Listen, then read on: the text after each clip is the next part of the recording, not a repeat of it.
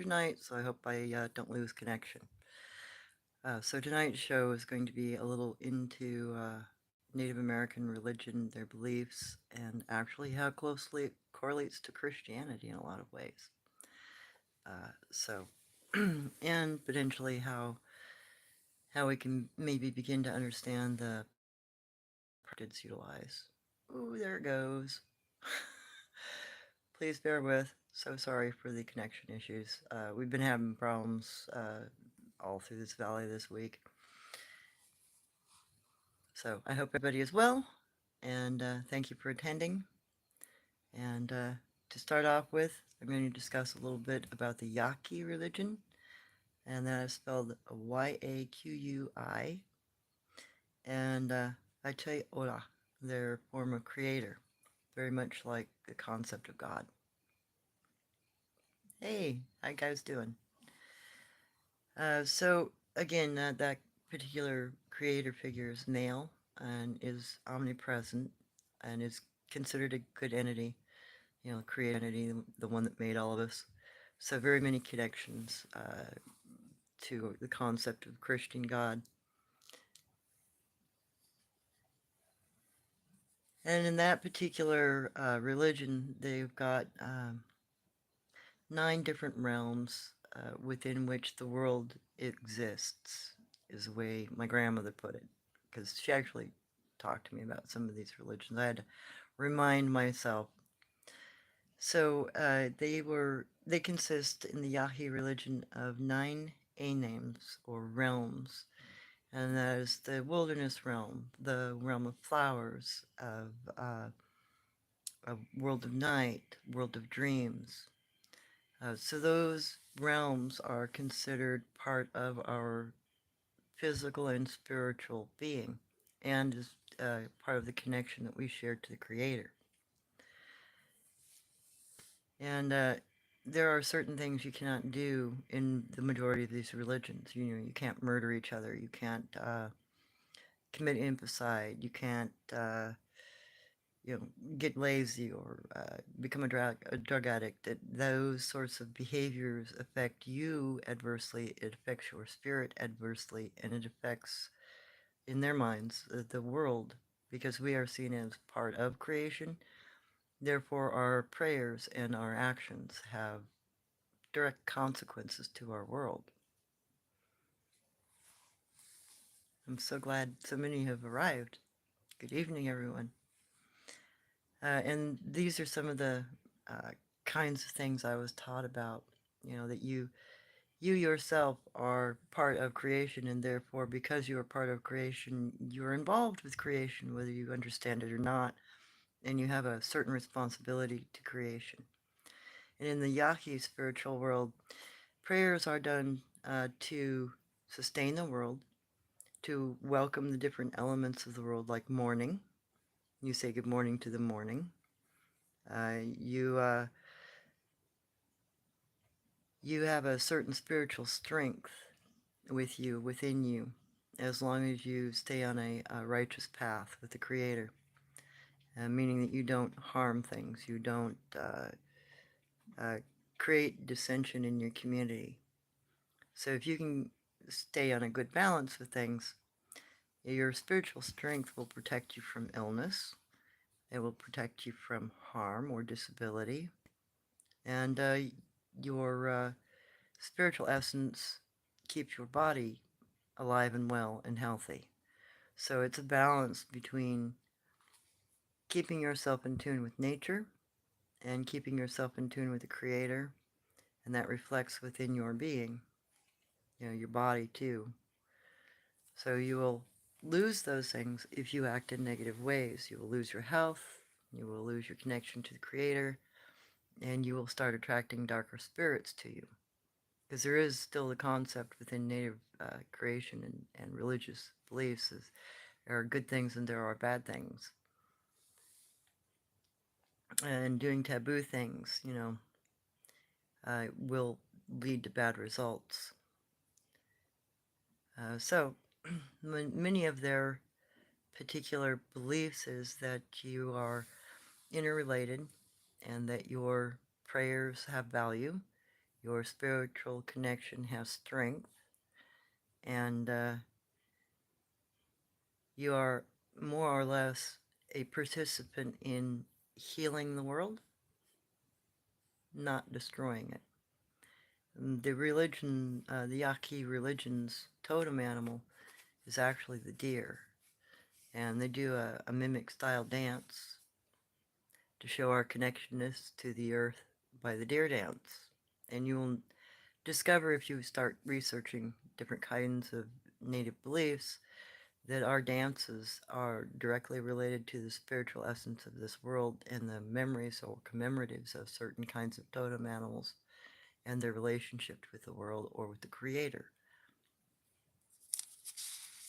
And yes, I had to take a few notes today because it had been so long. I'd forgotten a lot of things. You know, and the Yaqui religion was actually blended with Christianity and Catholicism back in the 1500s and has remained blended with Christianity and Catholicism ever since. So keep in mind, a lot of modern Native American beliefs are a blending of Christian, Catholic, or Native beliefs together. And they do fit quite nicely because, you know, they are very similar in their moral codes. Hello, everyone. Yes, like Don Juan, Auntie.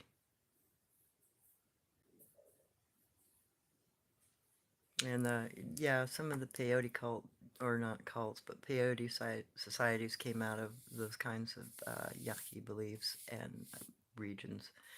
And I did have a relative who did practice that sort of thing, but that is a very spiritual kind of practice, and a lot of the inner workings of that religion are not shared publicly because it's got some very deep connections to the subconscious, and it's kind of difficult to explain some of it, but it is also very creator oriented. It's very healer and protector of the world sort of thing within those beliefs.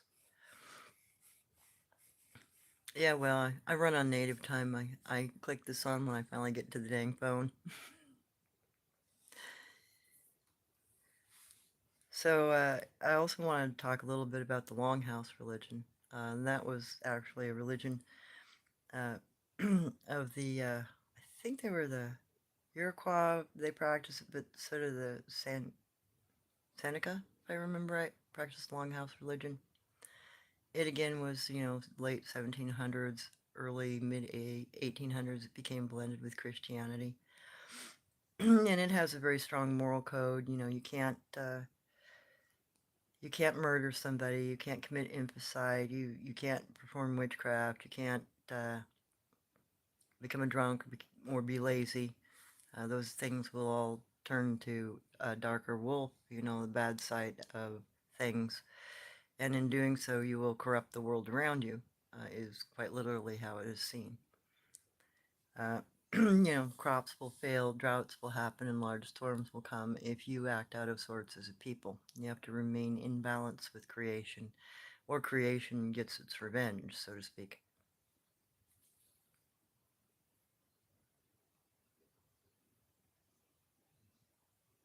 Yes, Taz, there are quite a few connections between the Navajo religion and Catholicism, a lot of the same kind of moral views and ethics between both. It's very, very common to see that actually when you start examining Native American religions. That's very relevant. Excuse me. Hey, Angie. Onawai will help dispel those bad dreams. Yeah, I'm sure that you will. So, your physical actions in the Longhouse religion actually correlate to, you know, the things that will happen around you. So if you are gruff, mean, vicious towards others, the world will become gruff, mean, and vicious to you. So that's something that kind of seems to be prevalent through almost all traditional lores and religious beliefs. There's this copacetic relationship with what is around you in creation because you are part of creation. And when you start to fall away from creation, you actually are attracting bad spirits, dark things to you. And that should be avoided at all costs, because that also then affects the nature of the world around you. The world will become unrested. The world will become unseated. It will fall apart around you. And, that kind of is the code of the day these days. Oh, you see that sort of thing, strife, whatnot. And then the last little bits I want to talk about, and then I'll go into some more of the personal practices of my family and what I think might be going on with some of the cryptids and their practices, is the washout streamers religion, which is what my mother practiced. And it was a return to the hunter-gatherer lifestyle, keeping your body clean so you stay in balance with nature. My mother would get up at 4 a.m. every morning, and when she would read from the Bible for an hour, and then she would meditate for another hour on the dreams that she had the night before, because she believed that dreams were direct, communications from the Creator, and that they were important because they came to you through your subconscious, the most pure part of your being, and that they were, true and relevant.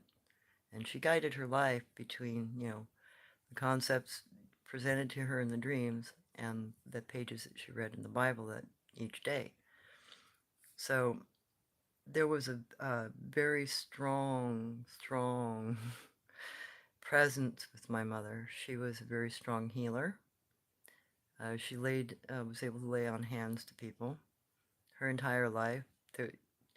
Her spiritual strength was so strong that even though she broke her back twice, she could still walk. And that's the other thing. If you stay on the good side of creation, your inner power, your inner strength will hold your body together. There is, a flimsy piece of nothing. At least that's the concepts in a lot of these more native religions. It's that your core strength actually is your spiritual essence, your connection to the Creator. And if you maintain a good relationship that way, no matter what your body goes through, you will live through it and you will walk. You will continue to move forward. And if you, disdain the Creator and destroy His creations, then the Creator will turn away from you and you will, you know, have the physical result of that. And I think when looking at some of the stuff that the cryptids are doing, it kind of impresses me that they have a very nature-oriented belief. They seem to pay attention to the seasons. They pay attention to the different phases of sun and moon through the month. And they do understand, right and wrong actions. They don't like liars. It's another thing. Almost every religion, native says you don't lie, you don't thieve. Those are things that nourish your bad wolf and actually keep you from continuing forward, continuing to increase your connection to the Creator.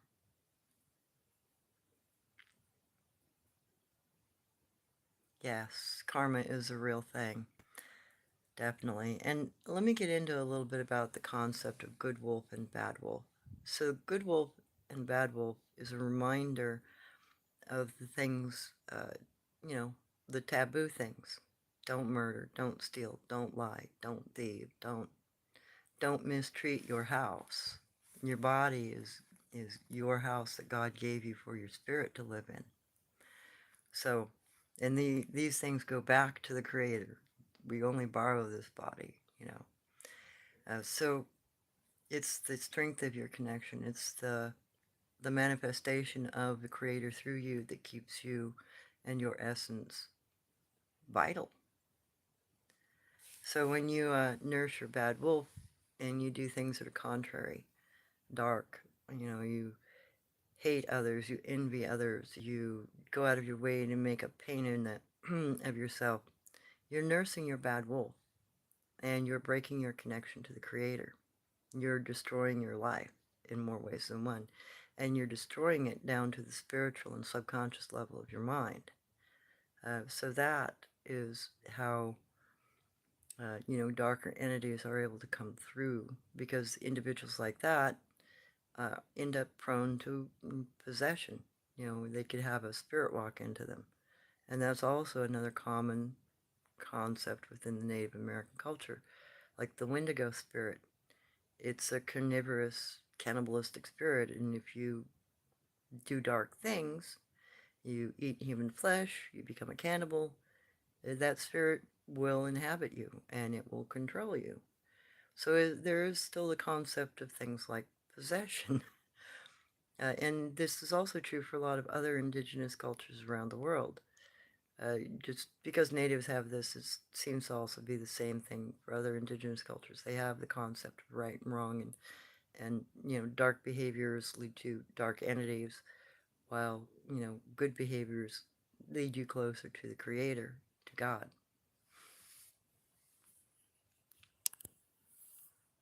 Yep, that's why low vibration people attract negative energies. They also attract a lot of negative spirits to them.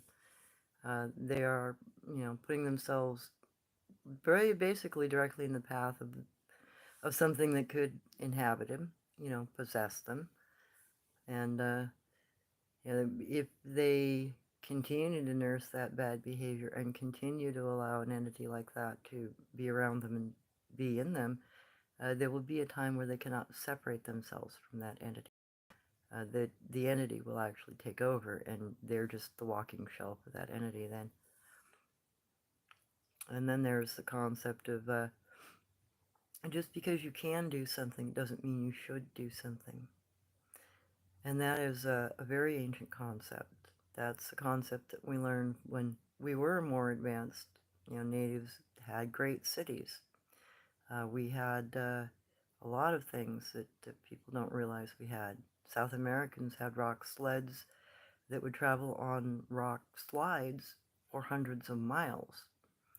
And they were all mathematically mapped out to such a degree that you get to a rise point and the sled would still have enough power to get to the next rise spot, etc. But when we got too greedy and we started fighting with each other and we started trying to subdue each other and take from each other, the Creator straightened us out. So just because we can build things, just because we can do certain things, doesn't mean that we should, because in doing so, it breaks our connection. It destroys our ability to relate to God, so to speak. And that's a hard one, because then your world really falls apart. And that could be on a mass level if it's a majority of the people who are in a negative mindset. So that will always bring up people. That will bring destruction with it. And it will bring pain and agony, etc. The things we don't like to live through in life, and wars.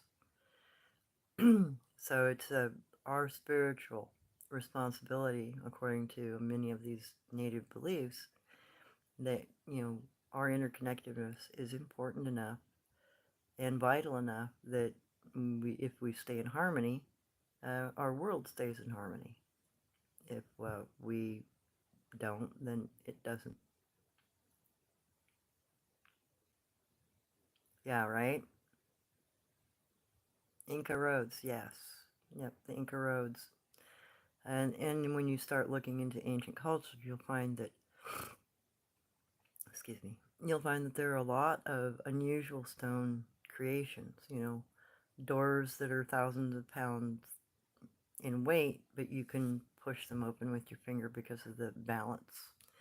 There are stone buildings like in India that have columns, and in Greece that have columns that are actually magnetic. They don't actually touch the base. They'll levitate across the top of the base, and it's probably because of either the energy field below the temple or because the rocks themselves have a certain kind of charge that allow them to suspend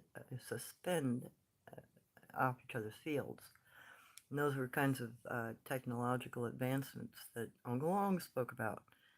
He said that there were many things in the ancient world that would have been considered miraculous even today. And in fact, I did find a description later in life in a book, but he also talked about things like the temple of Apollo that had an entire statue, a life-sized, of Apollo in a chariot, and it was made out of iron.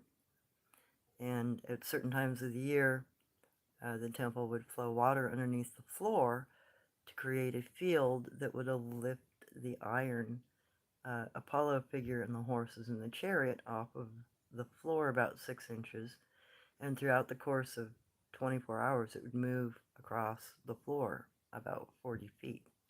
And then, once the field was subdued and they stopped running the water, it would sit back down. So, to have an understanding of the more subtle energy fields of this world was what we indigenous people had at one point in time. But we also learned that in going too far, getting too advanced, you end up in strife, and you end up with a control factor. You always end up with somebody wanting to take power, be in power, and keep power, not, not live with each other, but try to subdue. So that's why natives have always chosen to stay in nature. In fact, the reason why I sit on the ground a lot is because I was taught that our energy fields are directly cleansed by sitting on the ground or walking on the ground barefooted.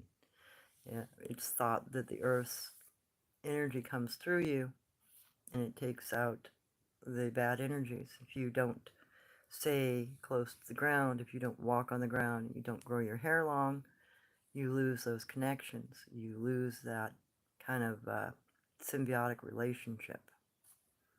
And that can affect your health, it can affect the world around you. Some people consider that grounding, but the natives also believed that it was a cyclic energy, a reciprocal relationship with the energy of this world to be closer to the ground.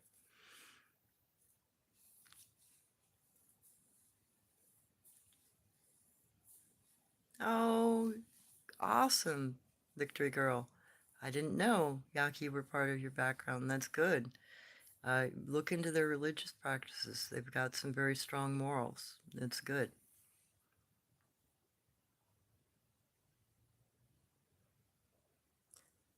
Peace journey. Would karma be as strong then for good living? It takes so long. I was wondering if I just dodged misfortune. No, it is thought that when you have a good connection to the Creator, the energies from within you will protect you from harm. It's part of the reason why I don't worry too much about going into cryptid worlds, into their lands, even dogmen's lands, because I understand the Creator's got my back, and I understand that they probably won't attack me because they have actually similar beliefs. It's the ones the red bone people and the ones that already eat people and that sort of thing. They're on what you'd call the dark side. They're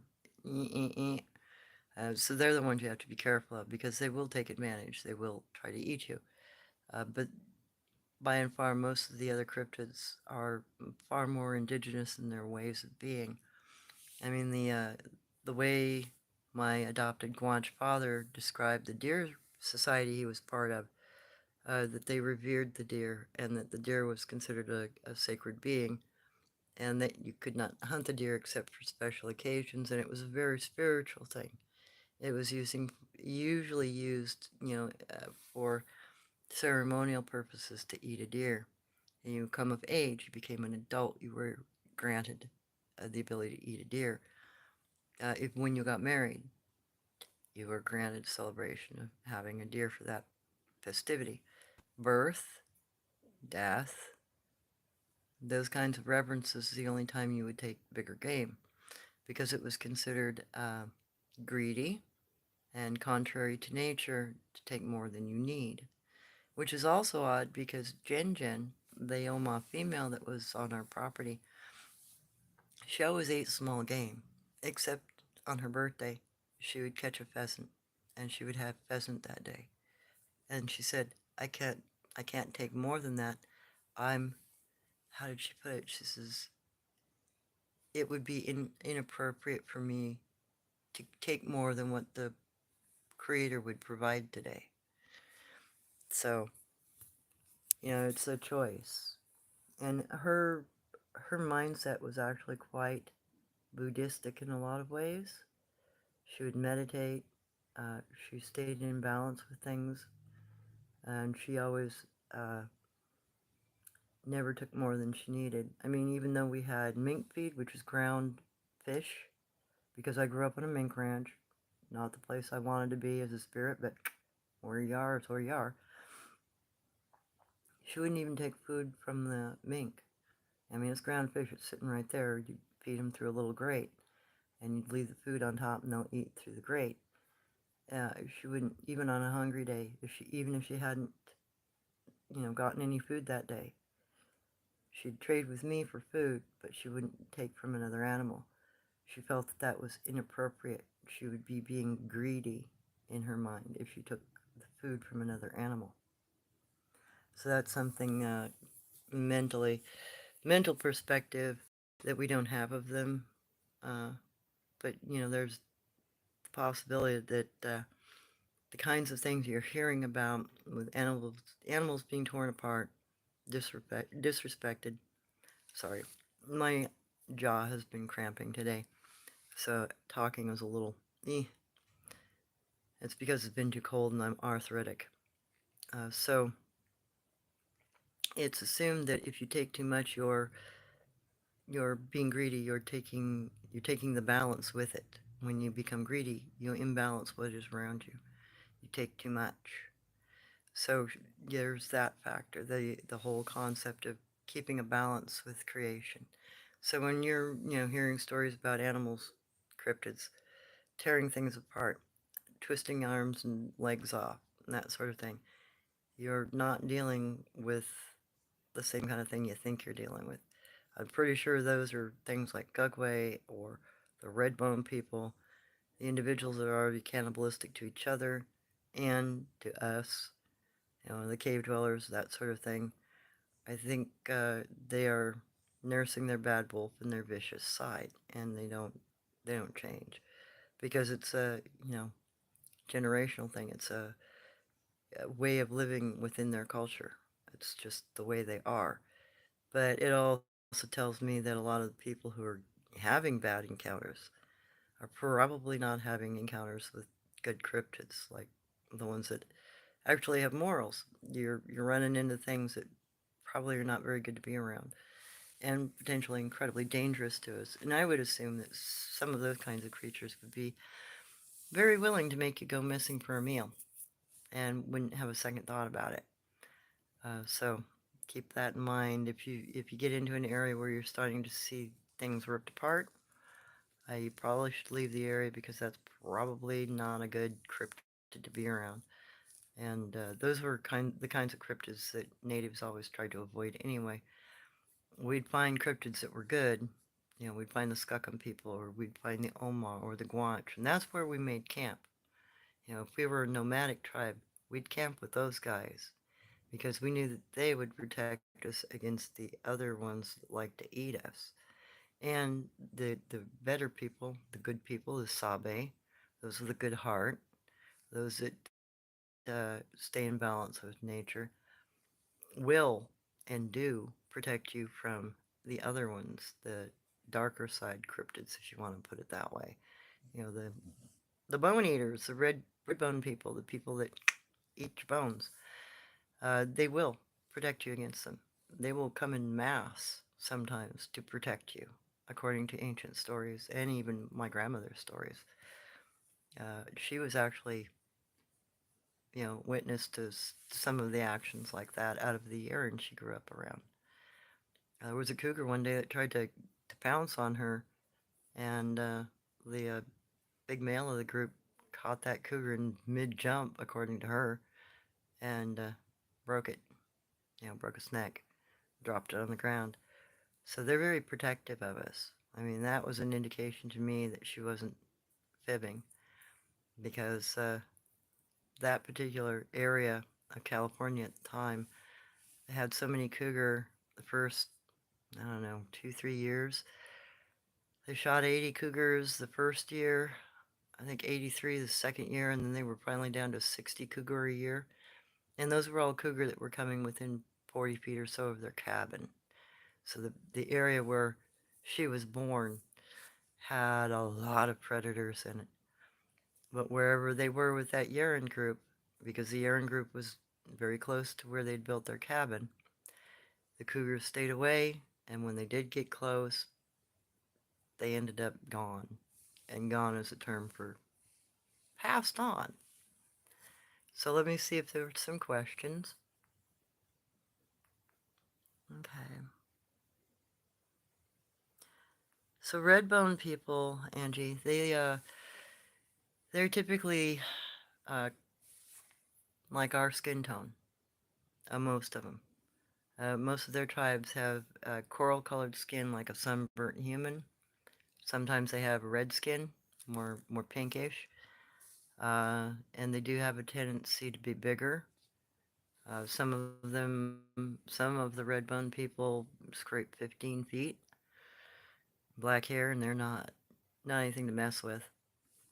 Um, and they actually have very human features. And the ones that aren't, don't have the skin tone like us, or coral kind of sun-faced people, coral-colored skin. Then they'll have the bald heads like the Gugway. They're also considered part of the red bone people because of the way they eat, what they eat, and how they act.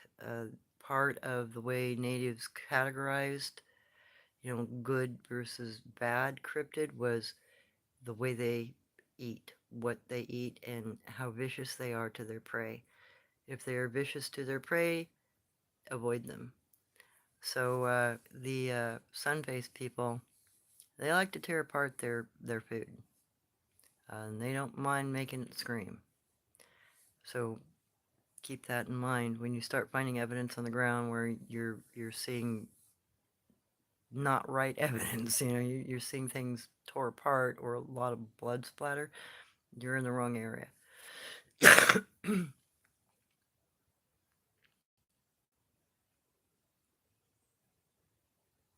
Okay.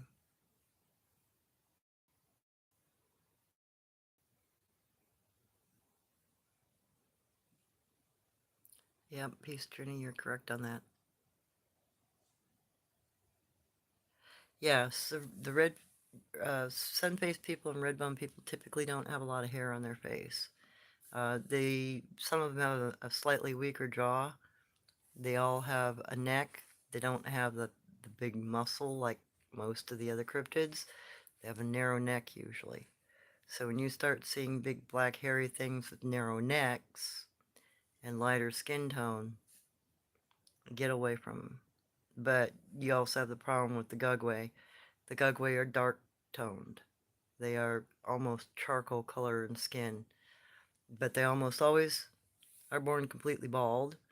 And some of them will have slightly longer hair around the ruff where their bald head is. And my grandmother always claimed that all the Gugway species were born bald, remain bald, male and female, and that some of them were born with very red mouths, and that red mouth will stand out compared to the darker skin. And you'll notice them because of the mouth. And she always said, stay away from those kinds of cryptids, those kinds of people, as she put it, because they'll eat you. Okay.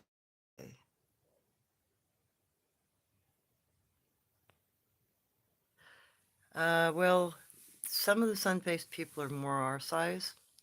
One of the groups that I was around during my turnout, they averaged about 6 foot, 6'4", and they did live in little kind of hut structures.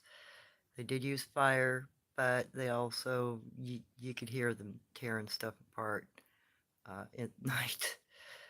Ah, my God.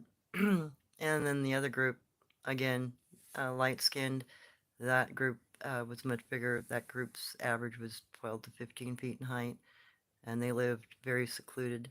And again, you could hear them at night tearing stuff apart. Not fun stuff to hear. It would scare the hell out of you. So I try to avoid them.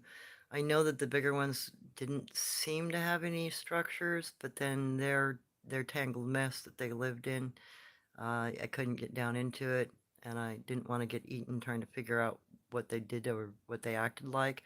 I figured my grandmother's stories were good enough for me at that point. But the bigger species, they really like to live in really overgrown, tangled mess areas. Like if you got a bunch of deadfall that has a bunch of, briars and brambles and bushes and stuff, that would be an ideal location for those kinds of beings to be because they like that kind of environment to live in. A lot of cover. But uh, yeah, don't get risky with that sort of thing. Don't crawl around with those guys because you might not get out. And again, they would be a species I would suspect would make you go missing, be a 411 case.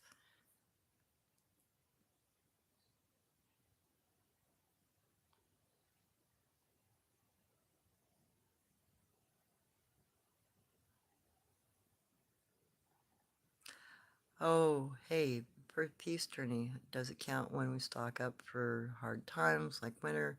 I always leave what I don't need for the creatures. Never. Yes. Uh, that's actually the meaning of the little cross sticks. When you see the X on the ground, that little symbol literally means what you can spare. So there's kind of a copacetic relationship with trading. They won't necessarily immediately ask you for something, but they will put down a pair of cross sticks, what you can spare. If you have any extra, we could utilize it. It's a friendly relationship. So there's that. The whole little X is a really good symbol to utilize for trading or for giving away because they always will accept, and then usually in their return, they'll either start watching over you or they will chase predators away from you. Or, in dire need, they might even come help you. So keep that sort of thing in mind. And I have seen those kind of little X's everywhere.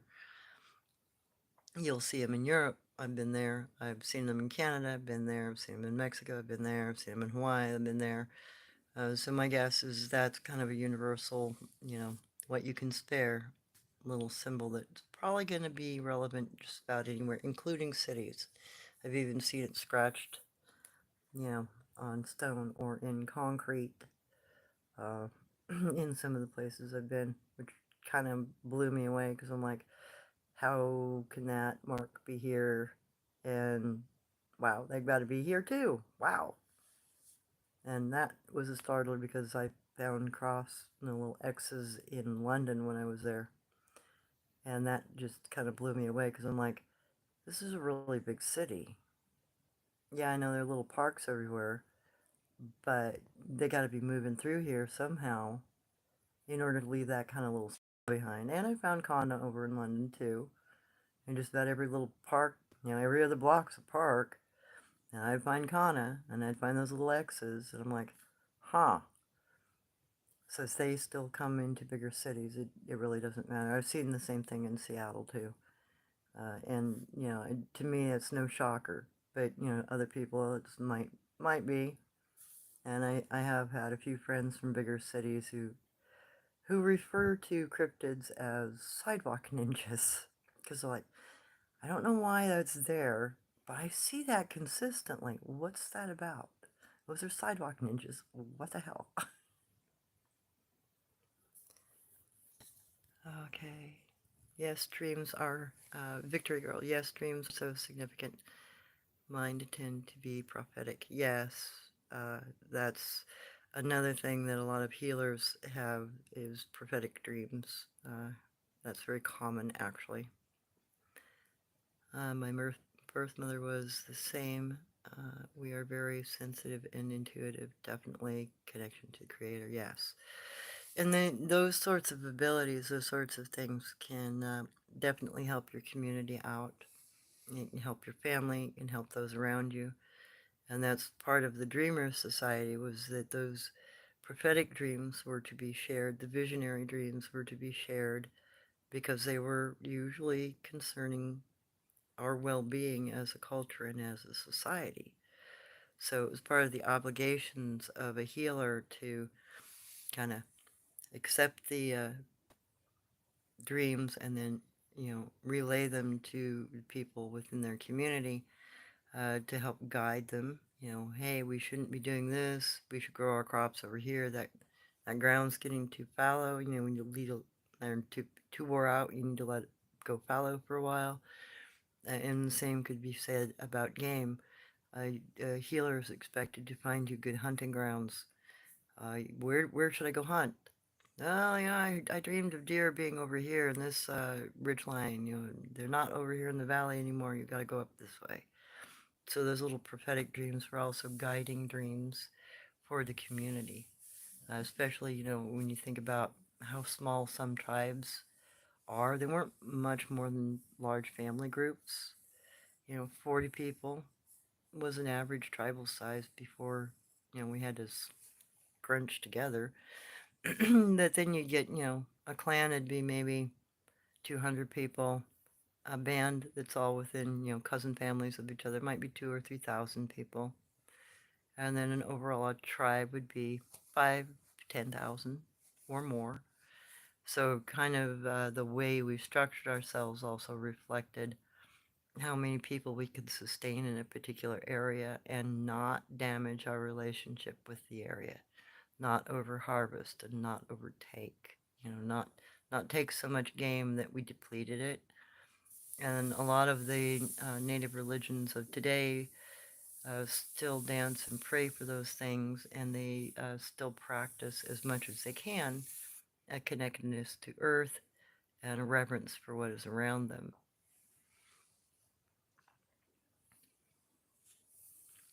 Yep, my turnout was done in the high desert, and up in the high desert you get some very, very different cryptids than what you have down in valleys or at the coastline.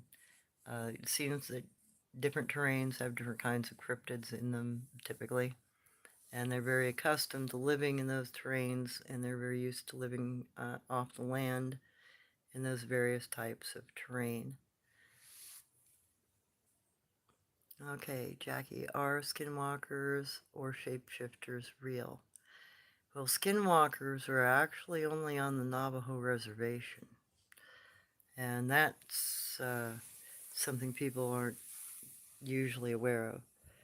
And shapeshifters, they can be more elsewhere, but specifically skinwalkers are Navajo reservation only, and they actually are said to come from a particular cave system within the Navajo Nation. So I leave the skinwalkers to the Navajo. They've had to deal with them for a couple of thousand years now, from what tribal people say about them.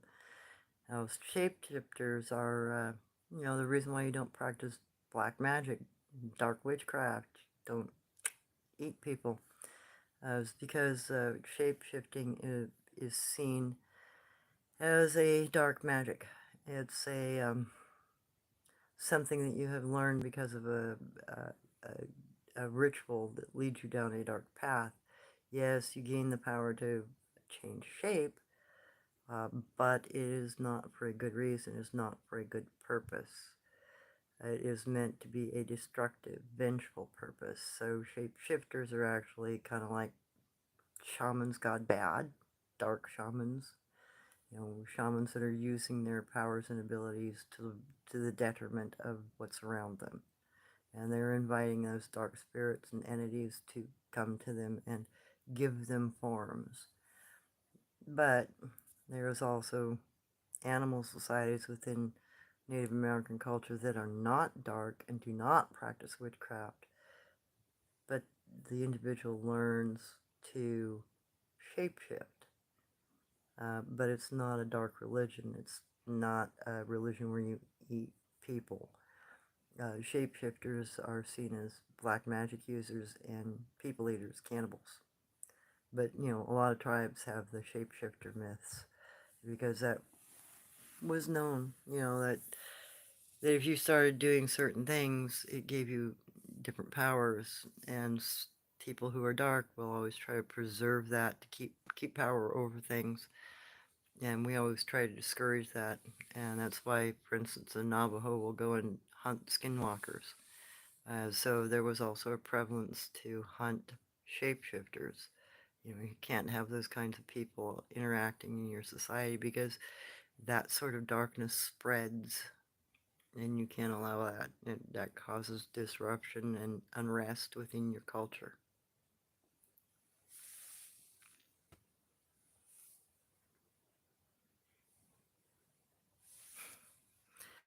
Okay, let me see if there are a few other. Okay, big girl. Oh, okay, you're talking to Peace Journey. Gotcha. Yes, bad juju attracts bad things. That's very correct. Peace Journey.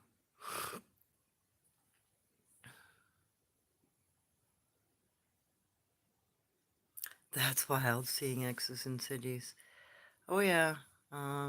Back to one of the cryptid people, cryptid hunters, Bigfoot hunters. He just put up a posting, a whole bunch of X's, and I'm like, wow, it's kind of like what I saw when I was in London.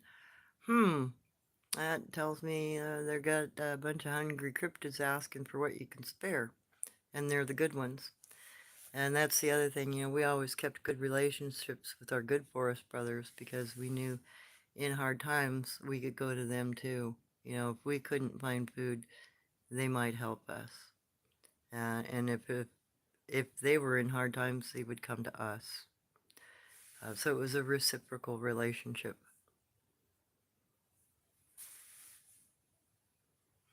Hey, Peace Trini, how lovely. I leave gifts of things that pop up in my head. I would love to know how to read notes of those in need to fill the need. Yes, uh, that's a good thing. It's always reciprocal.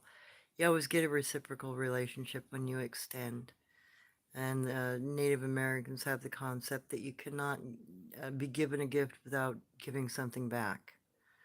You can't just take the gift and walk away, you know, even if it's something of a great value. Maybe somebody gives you something you've always wanted, and you have to give something back because otherwise you're considered nursing your bad wolf. You're taking and not having a reciprocal relationship with the individual that just gave you a prized item. So you always have to pay respect and give something back.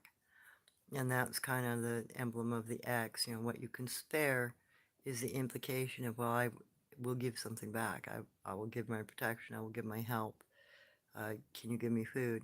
It's that sort of evening balance in relationship. If you go too far out of that balance, then it becomes bad behavior all the way around. Hey Jason, how you doing? I hope you guys are doing well at home. I've been praying for your parents and you. I'm glad you were able to make it tonight, Jason. Thank you.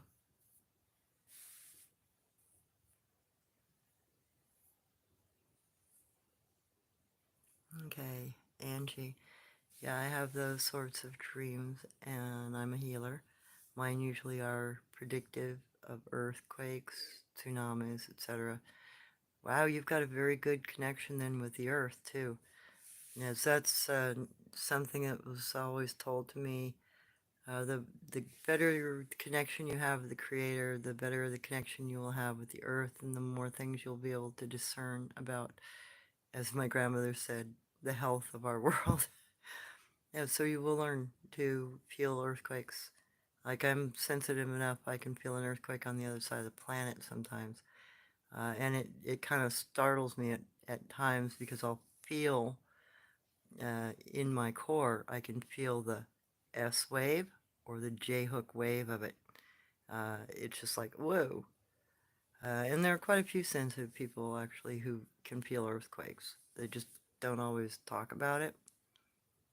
In fact, the earthquake in the 90s, I was down visiting my mother, the that big one that happened in California, and I drove through San Jose 10 hours before that bridge collapsed because I woke up the morning and went, I gotta leave, Mom, there's an earthquake coming. She says, yeah, I know, get on your bike, get the hell out of here. Call me when you get home.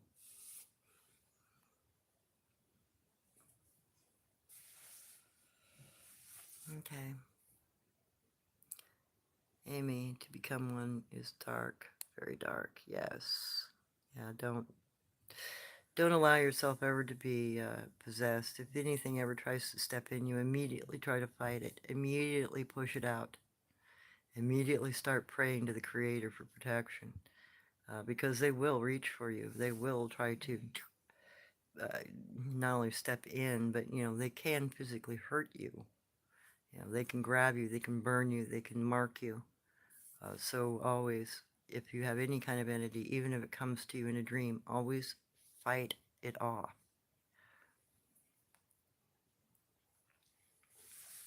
Okay, Amy, if you believe someone has sent bad energy your way, what is the proper way to stop?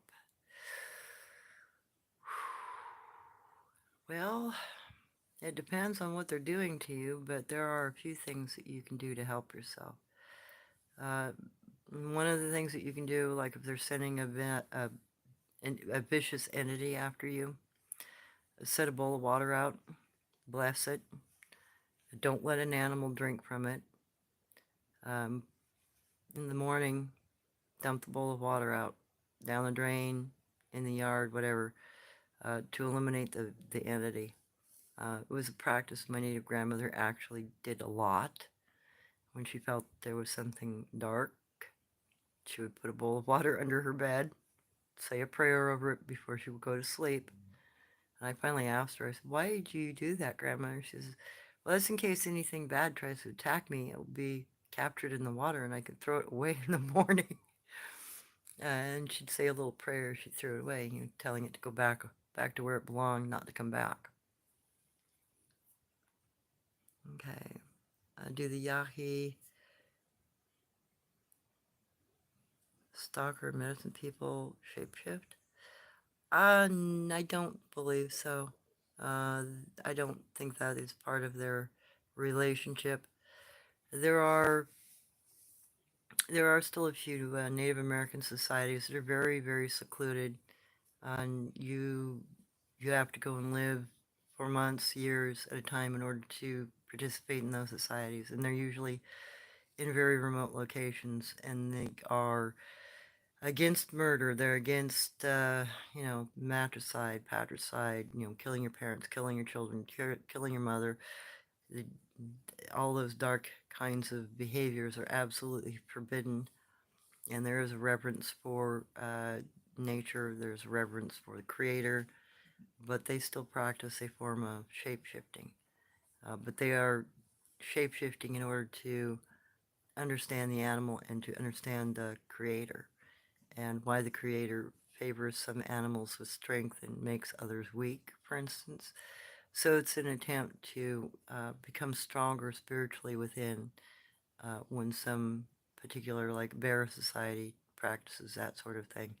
And in fact, their ultimate goal is to enhance their inner strength with the Creator enough that the Creator grants them the ability to shapeshift.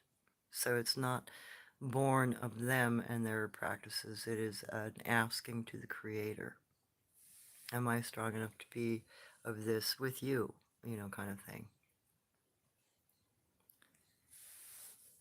If you only understood what those two individuals are, Trump or Biden, you wouldn't want either one of them.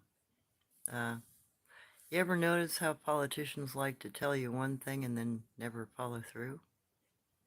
Or do a completely opposite thing? They're nursing their bad wolves.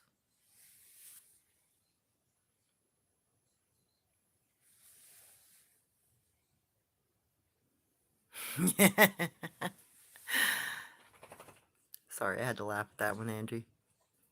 Okay, Taz, what types are in Texas that you know of? I'm moving there this spring. Well, I know there are dogmen in Texas. Um, and I know there are some sun-faced people in Texas. And there's another kind of skookum-looking being in that area, but I don't know what it's particularly called. I've seen pictures, because a couple of years ago I had connections to an individual that had some on their property, and they were trying to figure out what they were, and they contacted me and sent me pictures, and I was able to identify one set as sun-faced, but the other group had dark faces and no bald head, and had a lot of characteristics that were similar to the Skookum people, but didn't have the extended bun of bone. So I couldn't really identify them, but they said that the ones that looked more humanoid and acted more civil actually would try to drive the sun-faced people away from their property. So there was that kind of information, and I know now there's quite a few dogmen at the border. A lot of natives have been talking about that sort of thing because there's been a lot of negative interactions with dog people there. But I think that's been brought on by, people shooting them and human traffickers that have been shooting them. And I think they're fed up with it, and I think they're done. So I think there's a potential for a conflict in that area that we'll probably never hear about, but might get pretty nasty. Okay, Jackie. What about an X made with trees? Well, those are typically markers for a location that's a hunting ground or a pass through to a hunting ground. At least that's been my experience. I always find that sort of thing in hunting grounds, and or I've also found it like when I find a partition wall of some kind. If there's an X, it's also a safe point. So I think the X's are used as guide markers at night. Hey, the great big X, this way over there to the food. And then, if you've got a partition wall and a smaller X, that's usually where the females will take refuge with young if there are coyotes in the area or something that they feel is dangerous to them. And I think those are markers that they can see at night, and that's why they utilize them. So safe points and travel through points for game are the two things I've noticed about X's that are high up in trees or cross trees or above, partition walls, that sort of thing. Because when I investigate those areas, I either end up in deer track land all of a sudden, and a lot of game, small and big, or I will end up in a clearing behind the wall with a whole bunch of little sit spots of various sizes. So to me, it's one spot, so take refuge. The wall is to protect from something directionally coming in from that particular side. And then, I'll also see a lot of, in the clearing areas with partition walls, I will also see a lot of tracks going back and forth, kind of in a half circle. So I'm assuming, they're defending themselves against something, uh, probably predatory that's after their young. And a lot of the times it's coyotes. And yes, they will rip a coyote apart if it's attacked and bitten one of their kids, but typically they'll just break the back and leave them. But I have found evidence in some really dire situations where they got a little extreme. But if something's tearing my kid apart, I'd probably rip it apart too if I could.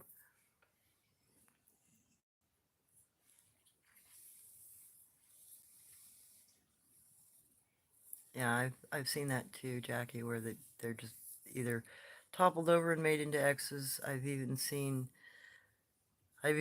trees that have been the fibers have been broken enough that they can be twisted into shapes. And that gets really interesting to see because sometimes there's some very bizarre shapes, figure eights and heart shapes, and not just X's. But you gotta get into some pretty peculiar places to find that stuff.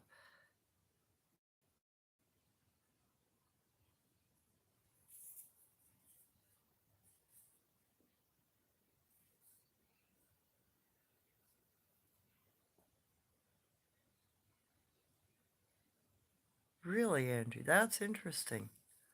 Yeah, the natives, some of their beliefs are that you can lessen. Uh, how to explain this? If you have strong enough people in your society that are healers, that are seers, you can lessen the damage of a storm, for instance. You can lessen drought. in some cases, by inviting good entities to come to the area, and by using your prayers to do so. It's kind of like asking the Creator to pass you by and to protect your area and maintain a well-being relationship. So sometimes that also includes, an individual in the community being told, hey, you can't do these things. You can't act this way. It's being contrary to the nature of the world. And that was much more prevalent in earlier times than now, because we're actually kind of a fractured society all the way around. A lot of native societies don't have the same cohesion they used to, and our modern societies definitely don't have cohesion. You can't just walk over to your neighbor and say, "Hey, how you doing today?" Most of the time, your neighbor's gonna be negative, just not want anything to do with you to begin with. And I hate to see what's going to happen if we end up in any kind of strife situation here. People aren't going to be helping each other. It's going to be ridiculous. Better know how to live in the woods. Okay.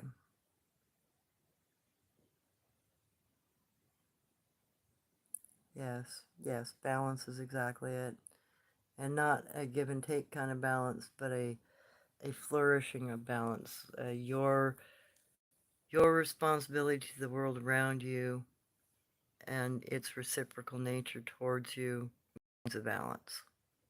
And it's kind of a given that the Creator orchestrated the world in such a way that we can live harmoniously with it if we pay attention to it. Okay, Roberta, how can I get involved in cryptid research in my area? I do believe in Bigfoot. I have never seen one. The things I think about Bigfoot cons- consistently for some reason. There is a potential chance that they are maybe trying to ask you if it's also thought that if something comes to your mind repeatedly, it is a path that you need to learn to go down. That's what my grandmother always claimed. So I would say take walks in your area. If you can find anything on the ground that suggests that there are kana, and I do have cryptic communication up. And I'm not liable, I'm not responsible for what the heck you do in the woods with these things. I'm just trying to let you know a little bit about what to avoid and which ones you can safely communicate with. So when you start finding the kana and you start finding the little crossed sticks and consistent kanji, you're in a cryptid area, and you're probably in a location where they are good. So you can start, continually walking through those areas. They will start leaving more stuff down. If you want, you can look up some different kanji or kana, lay them down, see if they react, if they lay another kana down or a kanji. Because I have had some good feedback from some subscribers who have tried that, and they have gotten responses.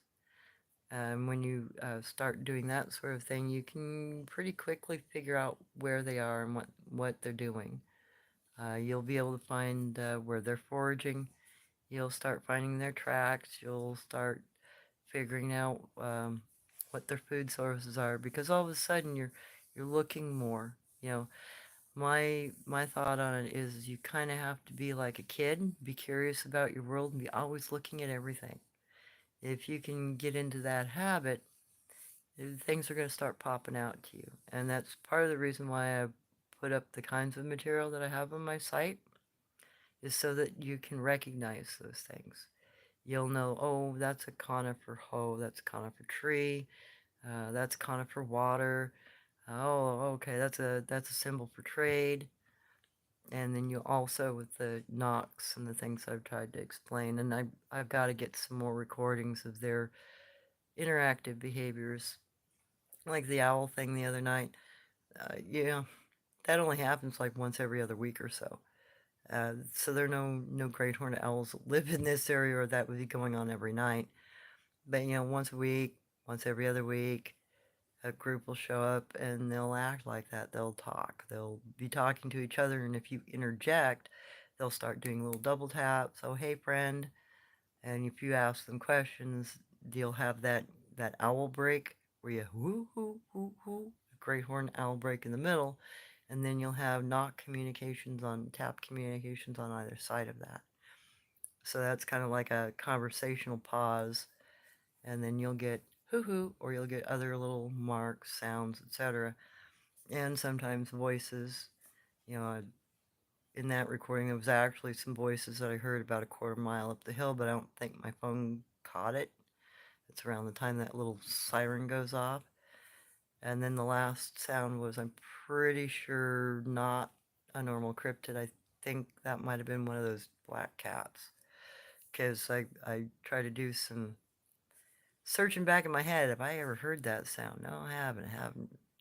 And I started listening to like cheetah sounds because I found cheetah tracks, which blew me away. And I've also found what looks like some sort of a hyena track.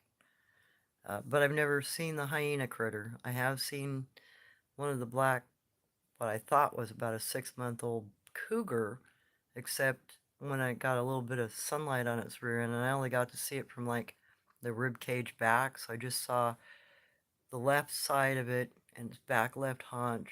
It took like 2, 3 steps and then was off into the brush, and the little puff on the end of the tail.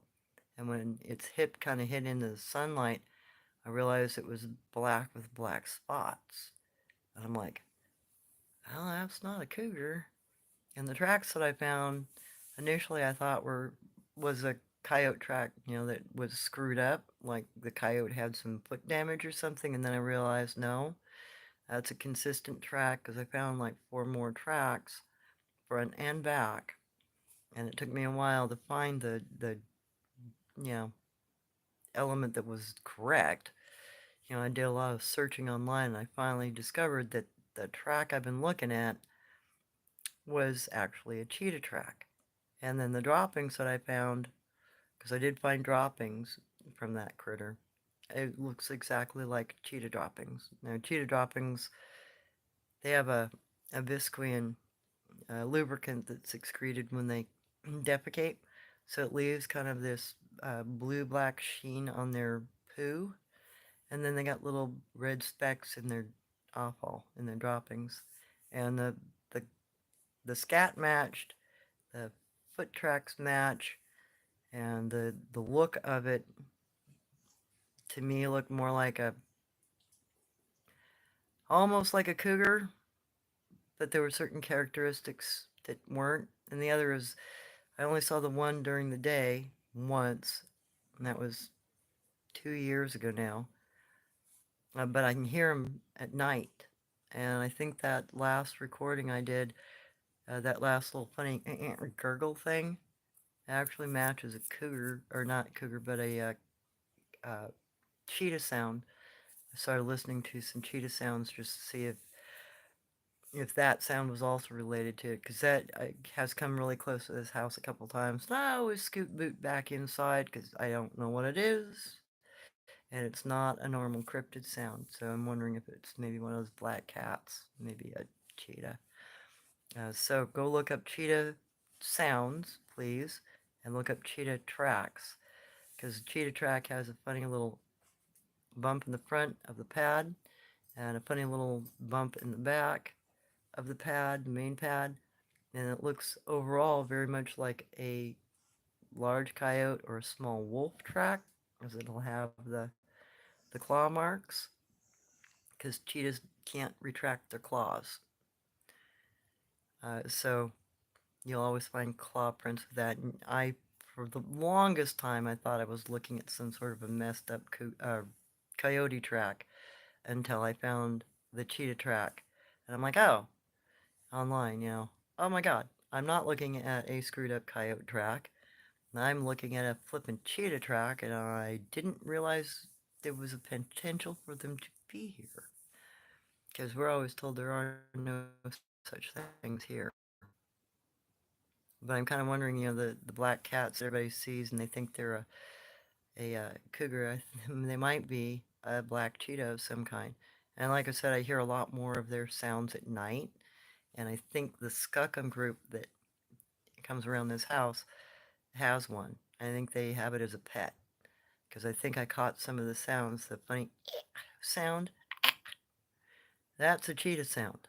And that's in that night recording I just did a couple nights ago while they're hooting and whatnot. So I think there was potentially a black cat with them of some kind. And then it got really curious and got really close to the house. It's about the third time I've heard that funny sound that close. And I always boot scoot because I can't tell if he's in the yard or on the other side of the fence. He's always so close to that end of the house. And there's a kind of a little bit of an echo between the neighbor's home and our home. So it's kind of difficult to place exactly where he is or she. So I just do the safe thing and scram. Yeah. Southwest Colorado. Hey, Roberta. That, that area's supposedly got a lot of cryptid activity in it anyway.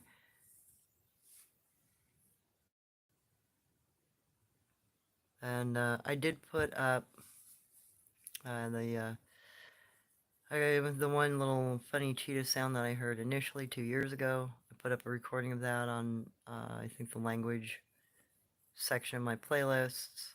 I wanted to put up some other cheetah sounds that I found last night, but the site wouldn't let me share them or put them on a playlist, which really sucked because they were very much like the sounds I've been hearing at night in this area that are not, normal cryptids. So go ahead and try to educate yourself about different kinds of bizarre sounds that cheetahs make, because they make some very strange sounds that you would not think comes out of a cat. And also try to familiarize yourself with the spotted hyena, as I have found what looks like a hyena track. It looks very much like a or like a cheetah track, except the main pad is shifted a little bit, it's bent. So instead of being a very upright pad, the pad has kind of a lean to it, and it has that same kind of double bump that a cheetah footprint has, but no claws, because hyenas have retractable toenails, unlike the cheetah. And genetically, the closest relative to cheetahs that you can find in a domestic dog is a Russian wolfhound. Russian wolfhounds can climb trees and have retractable claws. A cheetah doesn't have retractable claws, but genetically, they're cousin species in the genetic record, and we can DNA reference that. So I'm wondering if we've got something else here too that we aren't aware of. Maybe some sort of a hyena, because there are some peculiar sounds I have not been able to place. I am still trying to figure out what's making the sound, but finding a screwed up what I think might have been a hyena track, because I was looking at it going, well, that looks like the other screwed up coyote track, but it doesn't have any claws. What the fuck is wrong with this thing? And then while looking last night for information on cheetahs, I ran across tracking stuff from Africa and a hyena print, and I'm like, oh well, dang it, that's what I was looking at. That doesn't make any sense. They shouldn't be finding that.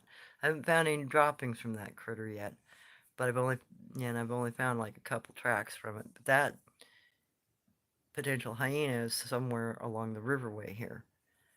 I don't know. I'm gonna have to do some more tracking. Okay, Irene. Question: Are Squatch shapeshifters? Not that I'm aware of.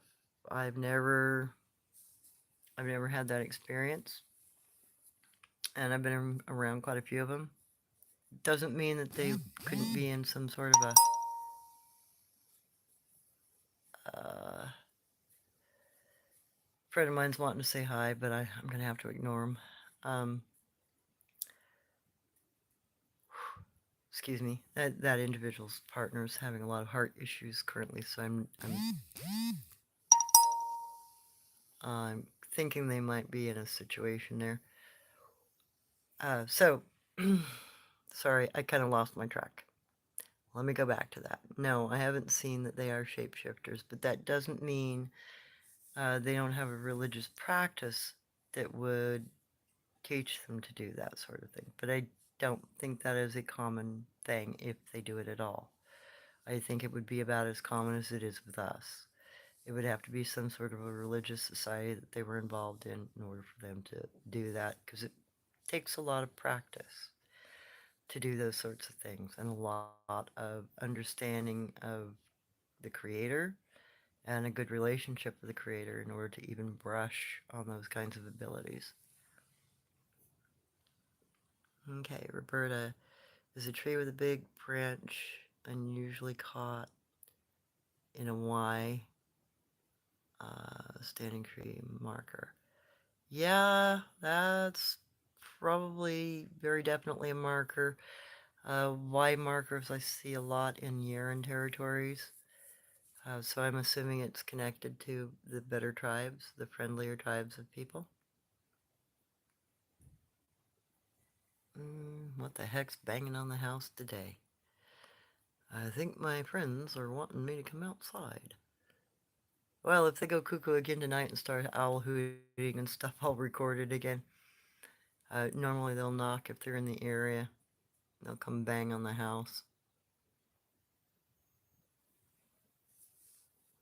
Okay, Angie. It is not hard. It's not hard. That hard, but you have to be careful not to overload your bodily nervous system. Yep, that is very true. Uh, that is a factor. Your your internal being has to be very strong in order to do that sort of thing, from what I understand. Okay. Yeah. Yeah, it used to be the kid could run to a neighbor and get help, and these days you got to be careful of the neighbor you go to. Your kid might disappear. The question: what type of cryptids are in Southwest Colorado? Unfortunately, I only know about the cryptids here on the West Coast with any kind of certainty because they're the ones I'm very familiar with. But I would say whatever kind of sightings you've had in your areas, you know, what kind of reports. VRFO actually has a lot of information on that sort of thing. So you might be able to get some clue out of sites like that. You know, they do try to track that sort of thing. And there is, in Boring, Oregon, a guy who has a museum. I don't know if he's got information up online, but he also tracks what kinds of cryptids are in specific areas of the United States. And he has a pinned map with all the sightings. And there are quite a bit of pins on those maps, put it that way. So I would say look into the native myths of the area and look if there's been any kind of sightings in those areas and what kind of descriptions you get from that kind of information might help you delineate what potentially is in your area. Hey, Sky.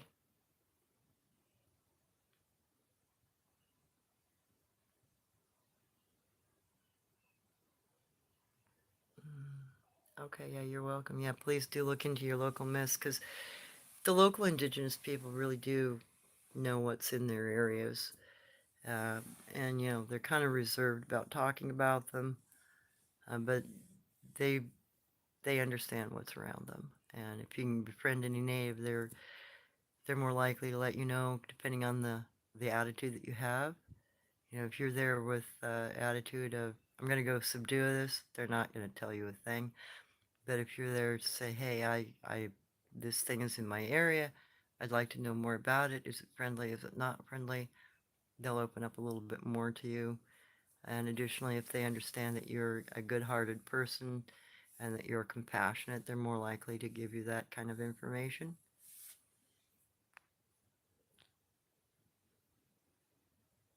Oh, hey, welcome, Roberta. I'm glad you found me.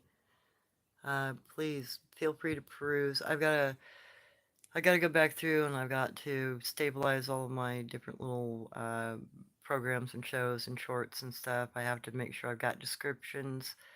I've got to make sure that I marked the it's not altered content button, which I didn't do at first because I didn't realize I had to. So once I can get my site material cleaned up on my YouTube channel, I'll be able to go through the process to maybe get some, you know, more benefits for people. Maybe I can get a little money earning off of it. Because I've got a crappy vehicle and I do need to fix it.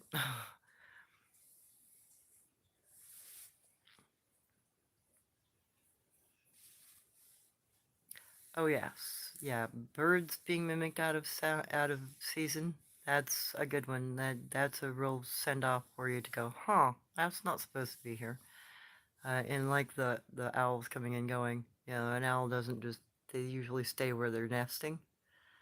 So and they won't come through that irregularly. If they're going through to hunt, you'll see them every day typically, or every other day.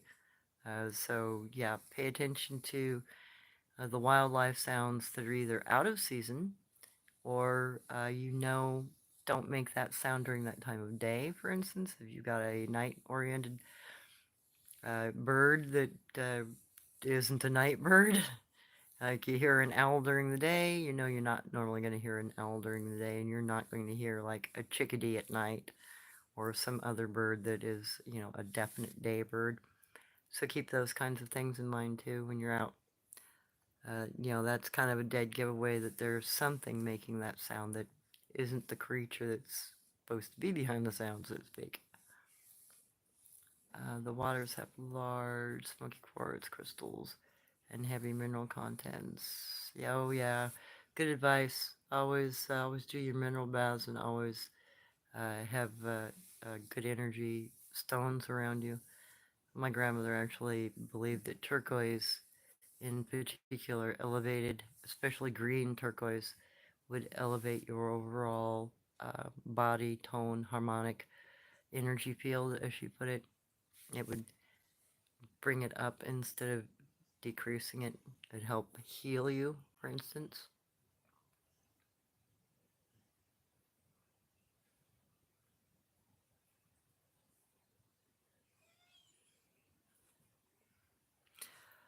Yeah, it startled me. The only reason why I even noticed it is because the thing rustled the bushes as it was stepping away from me.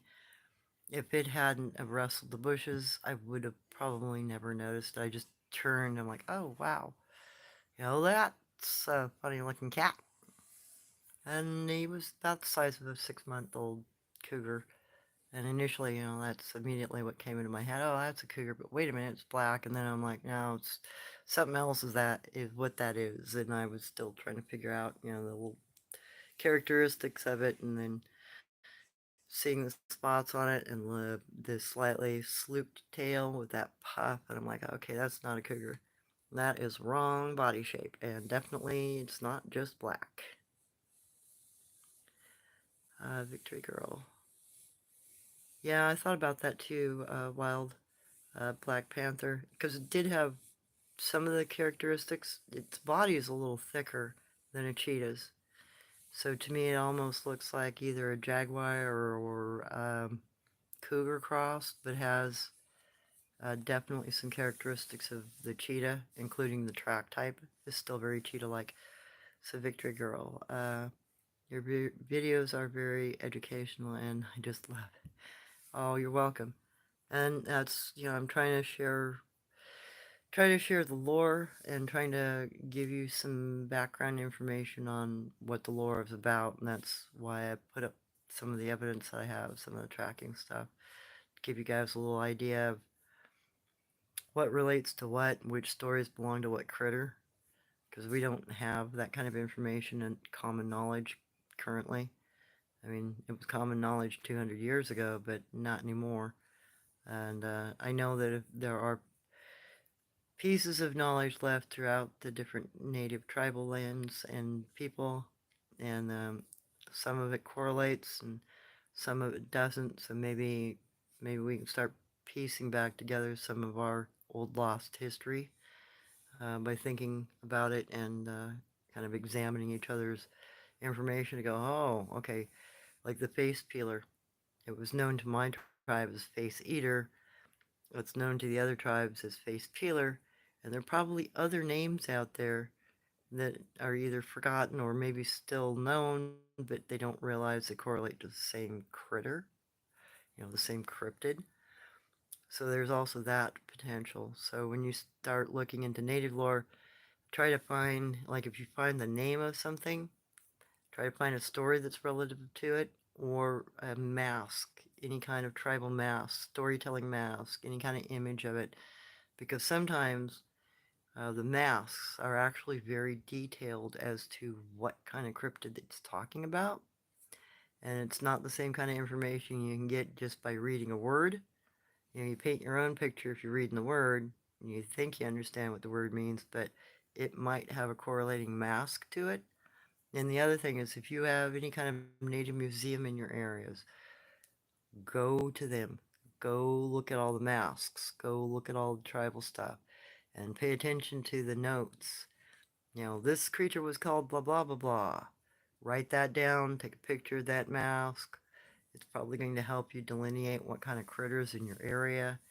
Because that's something my mother would do. We would go to museums a lot when I was a kid. Anywhere we traveled and there was any kind of native museum, we'd go look at masks and we'd go take notes. And she'd say, oh yes, this story belongs to that creature. So there is a correlation. Okay, peace journey. We were told here there wasn't any leopards here, but there was one I encountered when I was young. It was black with spots underneath. Yep, that sounds... That was the funny thing. When I looked at this thing, its spot pattern, though I only saw it for a second or two, it almost looked like a cloud leopard spot pattern instead of a cheetah spot pattern. But it was the spotting on it was smaller. So it's not even exactly like a cheetah in its spots. It's got some very different characteristics to it. I'd love to be able to find the thing again and try to get a picture of it. Because it's, with that brief of 3-4 seconds of seeing it, just long enough for it to step underneath a tree, that's not a lot of, visual information to try to recall on. I just looked at it and realized, oh wow, that's really pretty. Oh god, that's really dangerous.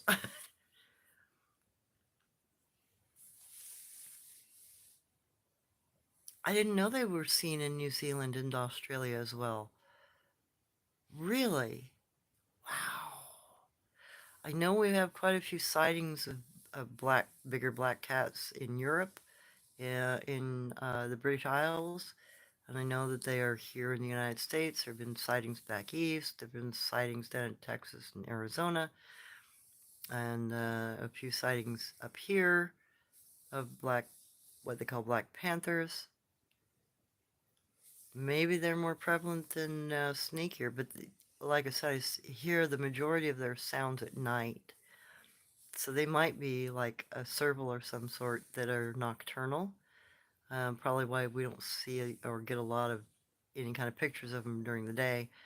So if you end up finding a cheetah track and you got a game camera, please get us some pictures of these guys, because I bet you can, if you can find a track line of them. So get yourself familiar with cheetah track, because the footprint is the same.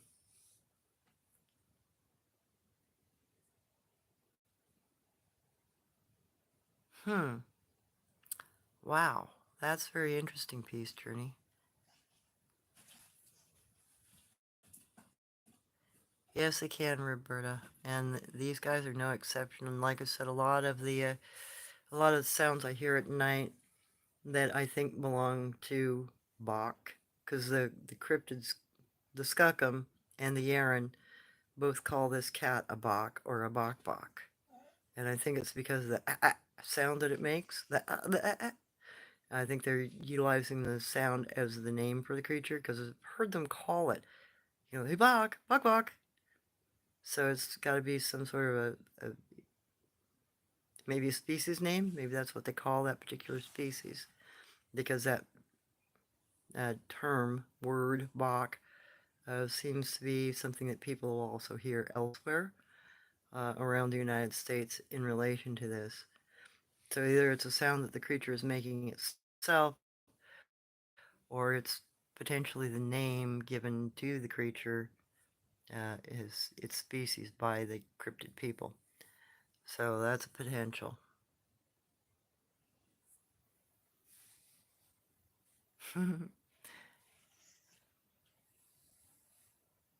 Yeah, here's the funny thing about cheetahs. I've done some research on cheetahs because at one point in time I was so fascinated with cheetahs, though I didn't look into prints and stuff, I was actually very fascinated by their personalities. And it's because cheetahs are born with no natural hunting instinct. They don't know how to hunt. Their mothers have to take at least 3 years, sometimes as many as 5, to teach their young to hunt. They don't have that as an ingrained instinctual response. So that made them in ancient times very viable as big pets, like a house cat. Because until you taught it how to hunt, you can feed it and it will act congenially towards you. It's, mom food source. It's caregiver, it's caretaker. So, keep in mind that maybe the reason why we see these things is because they might potentially be pets for cryptids. Maybe they have kept the species alive and hidden, and maybe they trade the pet type between each other.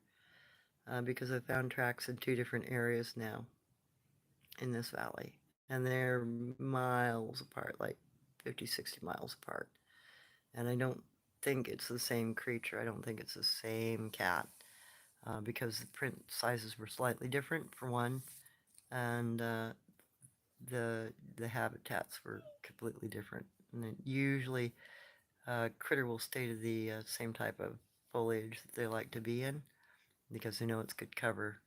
So either it adapted very quickly, or different different areas they want to behave slightly differently. And I don't know what their foraging range is. I don't know the range of a.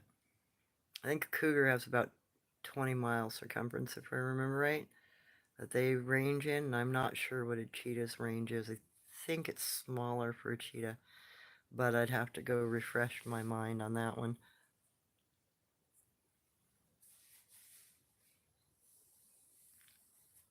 Oh yeah, there are a lot of Michael Aubrey, also Native American artifacts in my property, and paranormal a little scary lately.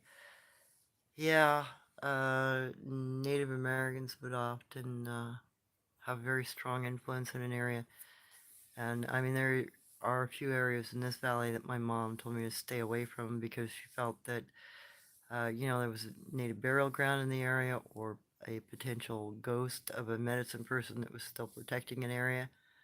And she'd say, don't go there because those areas will make you disappear. Just don't do it. You want to go out, baby? Come here. Come here. Come on.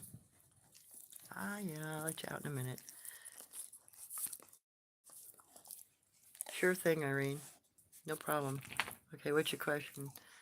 My question stems from popular TV or YT medium. Okay, YouTube. Who state Sasquatch are shapeshifters and dogmen is an internet hoax. No longer subscribe to his channel. Yeah, well, Native American word for dogman is shunkauk. Dog who laughs like a monkey is the translation of it, which is in reference to the very spotted hyena-like laugh that they make. And spotted hyena actually also makes a whoop sound. So that's something to look up. I think I put that also in my language area to allow you to be able to review that sort of sound easily. So Native Americans have known about dog people for a very long time. They have other names for them.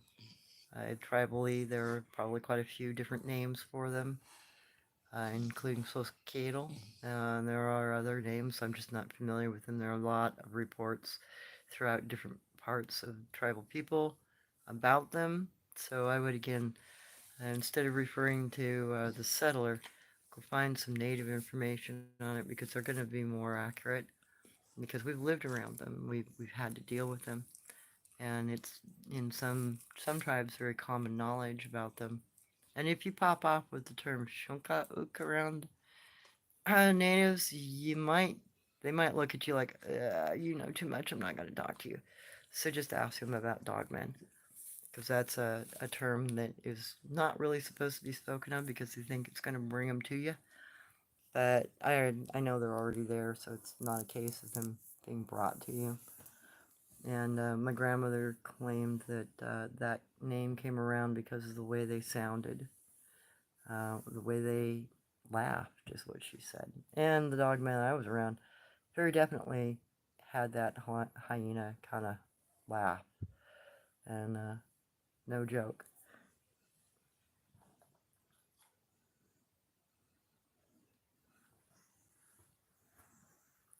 Yeah, there's a lot of the researchers, and the reason why I actually avoid a lot of cryptid researchers is because they don't educate themselves.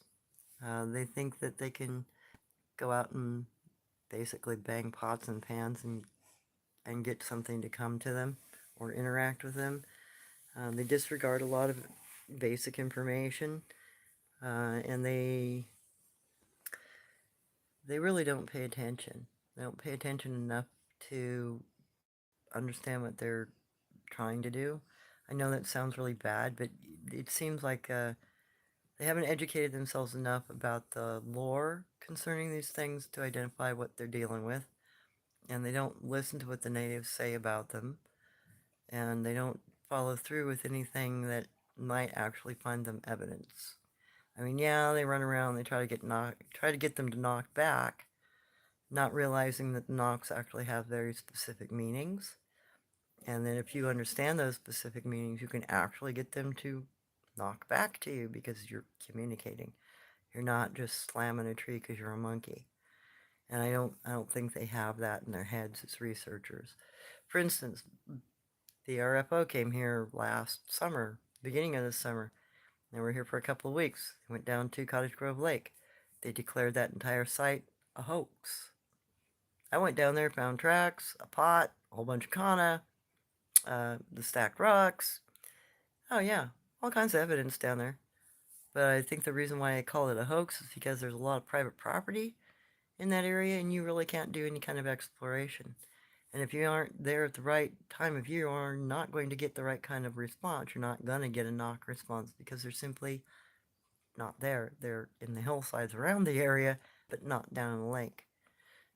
In the summertime, in spring in particular, I'll find kana stretching for blocks in some areas, several hundred feet, if not thousands of feet.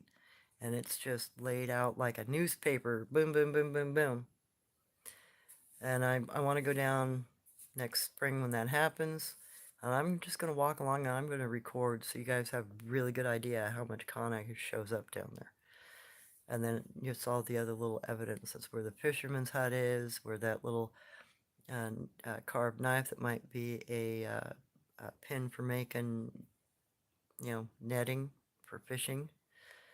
So they missed a lot of evidence. And that tells me they don't know what the evidence is. They don't know how to recognize it. They don't understand what they're seeing. So I don't really hang out with a lot of cryptid researchers.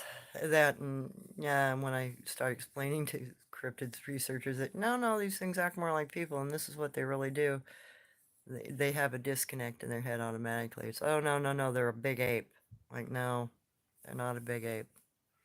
Big apes don't do a lot of things that you think these guys do. And actually, when you compare like a gorilla's footprint to a Bigfoot footprint, they're completely different. A gorilla's footprint will show the big toe, thumb separated always. It's never together, for one. You'll get this kind of funny crenellation at the top of the pad. You'll get a couple little bumps. And then the toe prints. So the foot is not even the same shape. It doesn't even leave the same kind of track. So I don't even know why people think that they're a gorilla of any kind or a greater ape of any kind because it's very, very rare that they separate their big toe out and use it like a thumb unless they're slipping in the ground or trying to stabilize themselves. which is not how a gorilla's foot works. The gorilla always leaves his toe out for stabilization because he doesn't habitually stand. His hips are not in the right location, nor are his ball joints in his hips in the correct position for a gorilla to stand for very long. So they always have to keep that big toe out like a thumb to stabilize themselves when they're standing, which is something Bigfoot doesn't have to do. Which means, they've got probably slightly different hip shape, and they probably have slightly different joint shape that allows them to stand more erect than a normal gorilla. And they don't splay that toe, typically.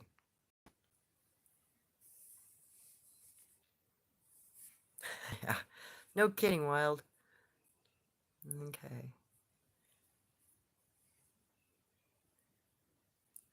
Uh, Pennsylvania.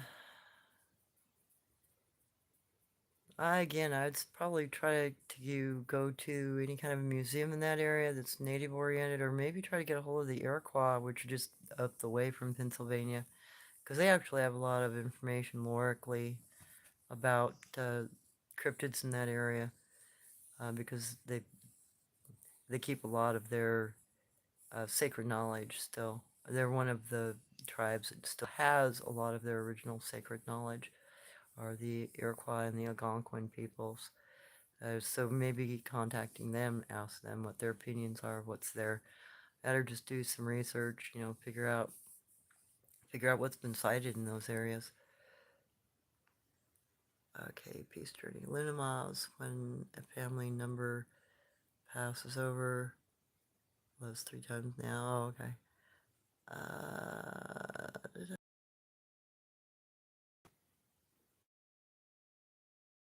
Linamaz are actually really beautiful. Lime green, they're really pretty. Okay. Let's see. Victoria Girl, a very large black cat just sighted in Cave Creek, Arizona. They could not determine what it was. On video, looked like a black cougar. Yeah, that's what really kind of surprised me about the black cat I saw. It looked very cougarish in body shape, but with the funny, black on black spots, and then the tail coming down the particular shape is not how a cougar carries its tail. And this one actually did have a bit of a puff on the end of its tail, much more like a cheetah. But not all of them do, I don't think. Some of the recordings that I've seen suggest they have a very cougar-like tail and doesn't have the same kind of drop to it.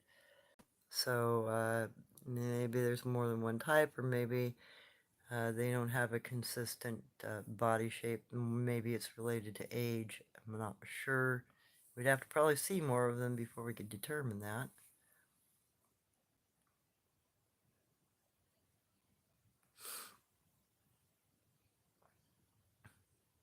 Oh, well, I don't know. I've never seen anything walk through a portal. And I know that Jen Jen, the Oma on our ranch, didn't walk through any portals. I know there's a lot of belief in that sort of thing. I'm kind of skeptical of that one myself. I think these cryptids and these animals are just on either a different time pattern. I would say those cats might be nocturnal, which is why you don't see a lot of them during the day. And I would say that, the cryptids are very well at, very good at hiding, and they utilize nocturnal cover in order to avoid us. So I'd say the reason why we're not finding them is because, one, we're not going out and actually tracking them.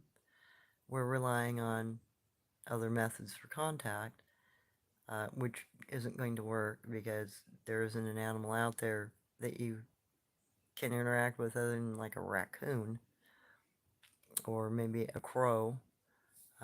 They'll come to you naturally because of the sound. It's usually the opposite. Animals, when you bang on pots and pans, run away. You can do that to scare a bear or a cougar away. Making a lot of noise will make them leave an area. That's why natives used to carry a bear rattle. You carry something that rattles with you to keep the bigger predators away. It startles them and they leave. That's why it always makes me wonder why these cryptid hunters always bang on stuff to scare the hell out of everything. It's like, okay, you're going to scare game away, which if you're after a crypt, that's going to piss a cryptid off because you just disturbed lunch. And if you're trying to get a communication going, how are you going to do that? You don't even know what you're knocking on. You don't know what you're saying. Some of their communications is very much like Morse code. It's sequences of knocks that actually have specific meanings. And you can go out there and bang out the wrong thing and probably get a really negative response. Or no response, because you'll confuse the hell out of them. They won't know what the fuck you're trying to say. Pardon my French.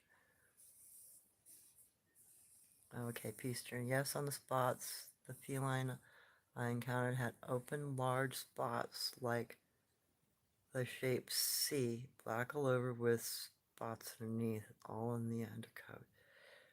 Wow, that sounds so much like the spots I saw on that thing. That's why I thought it was like cloud leopard spotting, because it did have those big open. Well, that's very interesting. It's kind of a confirmation that, Thank you, Peace Journey. I'm glad somebody else has seen one close enough to see the dang spots on it. That really suggests that some sort of species, definitely. Uh, Usually spotted by tourists out hiking who won't realize they are not native in the countries. Yeah, I've noticed that too. Like Chinese tourists that come to this valley, as soon as they see ground spore, where a Bigfoot is sat down, they'll start jabbering, oh, Yaren, Bigfoot, Bigfoot, Yaren, blah, blah, blah, blah, blah. And they'll start taking pictures of the sit spots. They'll start looking in the trees for them because they understand the behavior and they know, because they know in their own country what these kinds of creatures act like. I've even had them ask, when I've said, be real low, I'm trying to take pictures of that stuff. You don't want anybody to notice. The Chinese will look very confused and me, what do you mean? I said, we don't believe those things exist here. And they're like, oh, we thought we were in a preserve for them. They'll get really confused. And then they'll ask, why don't you believe in them? We know they exist in our country. They're everywhere. So there's our own culturization issue here too. We're kind of behind the times against some other countries about these things, to be honest. It seems.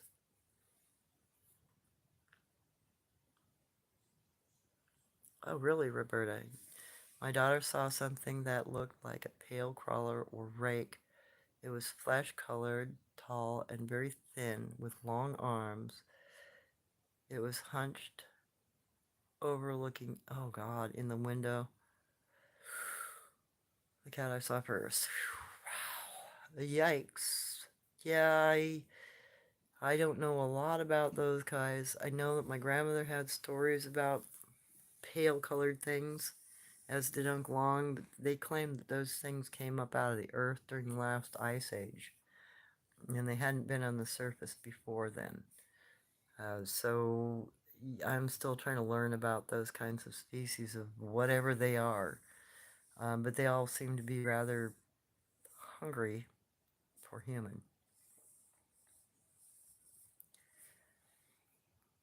Yeah. Well, and there are just more and more sightings of these sorts of things, and I think it's probably not particularly more sightings, but we all have in-hand cameras these days. We all have a little mini computer in our hand. It's called a phone.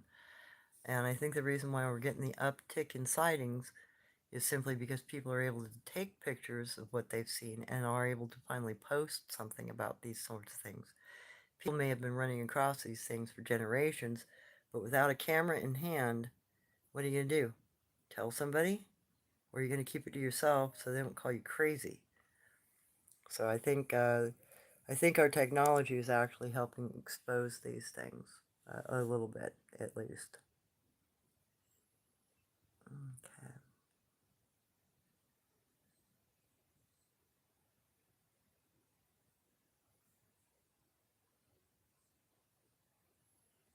I'm just kind of reading through some of this. Cheetahs, ultra protective. Parents, yes, they can be. But they're also incredibly friendly.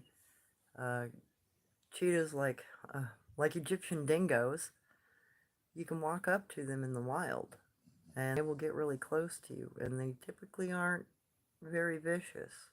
They'll be a little standoffish, they'll be a little shy, but you can get within 10, 15 feet of them and they won't do anything to you.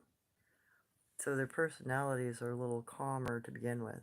It's more like walking up on a deer, a doe, than say walking up on a moose, which will stomp the shit out of you. And I'm really glad you guys are having a chance to get to know each other too, because part of what I'm hoping will happen is, we'll start being able to talk about these things, different kinds of cryptids, different kinds of sightings. Maybe we can start cross-correlating information, or at least sharing enough information that some sort of hypotheses can be drawn about them, which will bring more light on the subject all the way around. Oh, no problem, Aubrey. I'm glad you are attending and that you're here. I really appreciate everybody who has a chance to come and participate. Okay, Wild, I just learned that they figured out New Zealand is the 8th continent of the world. Yep, it's exactly what my Uncle Long used to state. And I'm glad finally that science has caught up to what my uncle said. Because he said, oh no, they're not 7 continents, they're 8. You forgot about New Zealand. So I guess he was right again. Okay. A hippie update. Phil Lesh died. Oh, really? Yikes.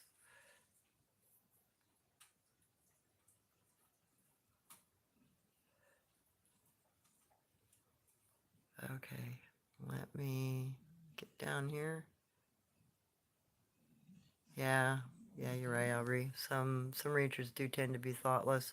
I don't think it's their fault. I think they're doing the best with what they've got for information. And I think they're doing the best they can with, the tactics that they're using. But I don't think it's going to really give them many results, to be honest. Okay, Angie, I think most researchers do not look at these as people, but animals. Yeah, I think you're very correct. They are also off base. It is painful. Yeah, hilarious to watch. I know. I've tried to watch some of the shows like Expedition Bigfoot, and God, with all of the equipment they have, oh, they could get some really, really good. They, if they knew anything about the behavior of these cryptid people, they could get some really good footage. But they're still thinking they're chasing down an animal, and that animal repeatedly has been outsmarting them, even with all of the equipment that they have.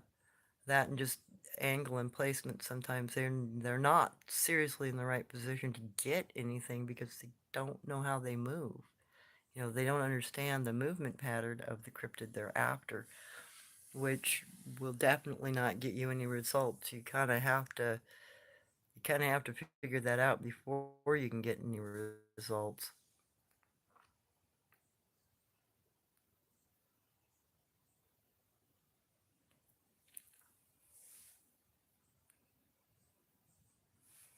Okay.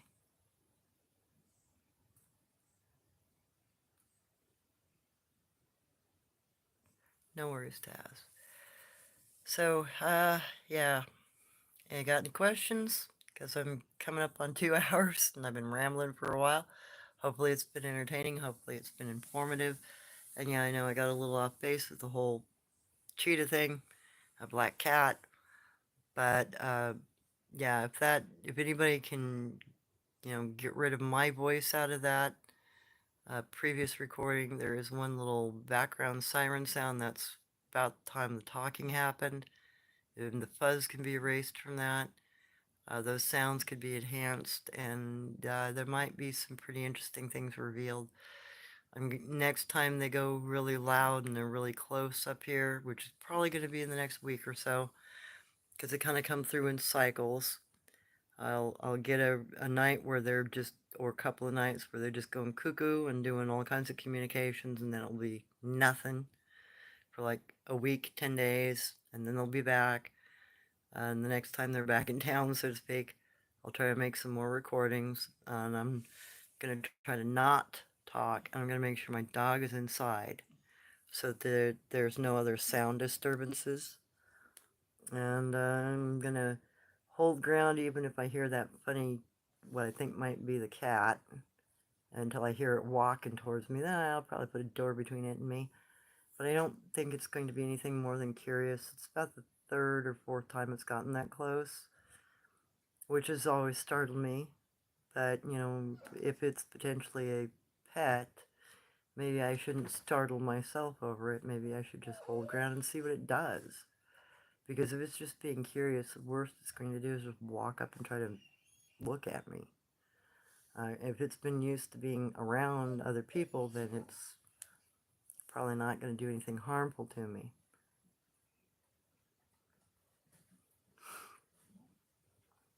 Okay. Player in Ghana we call Batu. Yeah, that's a good name for her. Sorry. Cackling. I don't like cackling. Cackling is a bad sign, so to speak. And her laugh is so much like a cackle.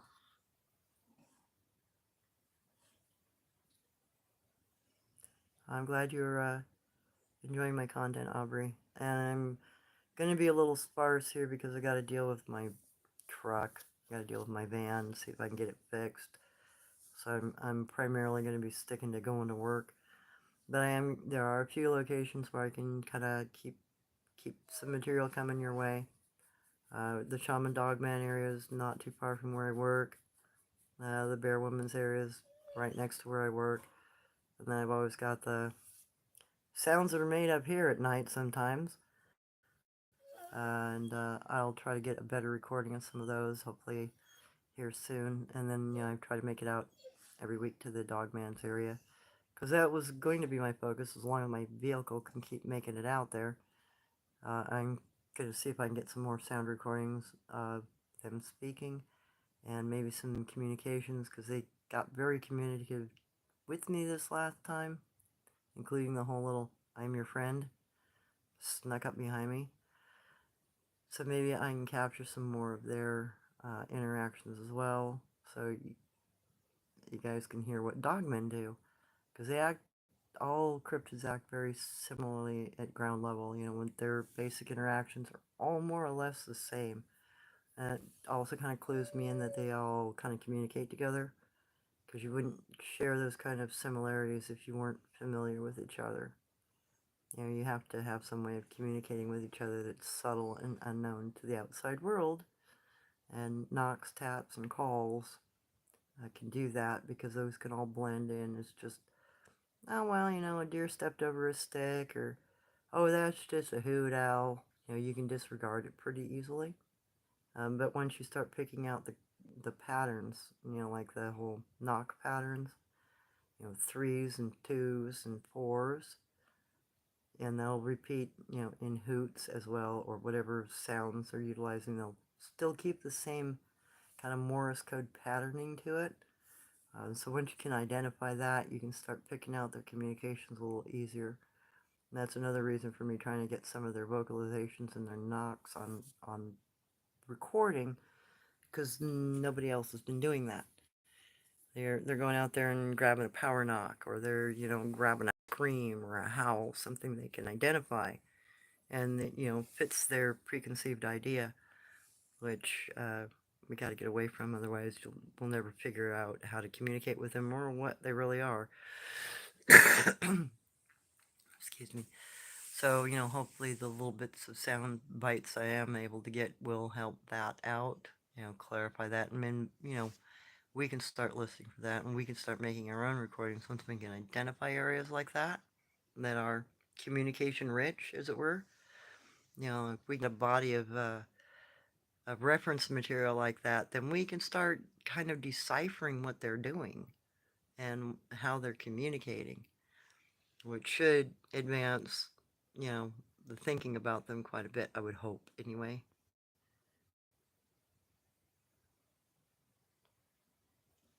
I'm glad you guys like my content.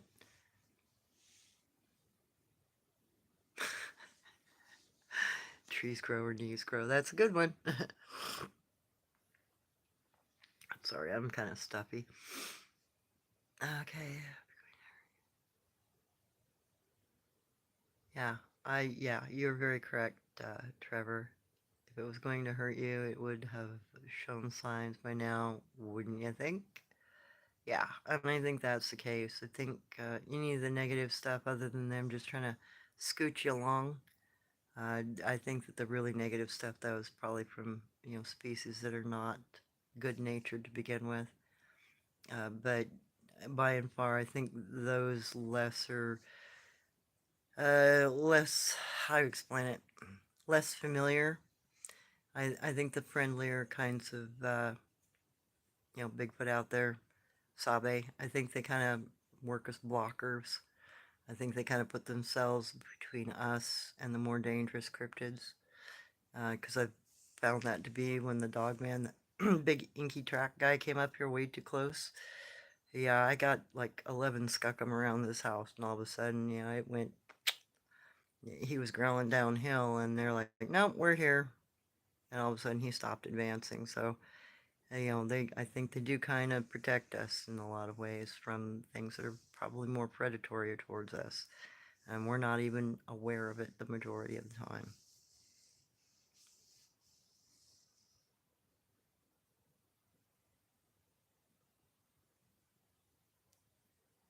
Yeah, there's a recording of a guy here, I think from this area of Oregon, or maybe he's a little further north in Washington.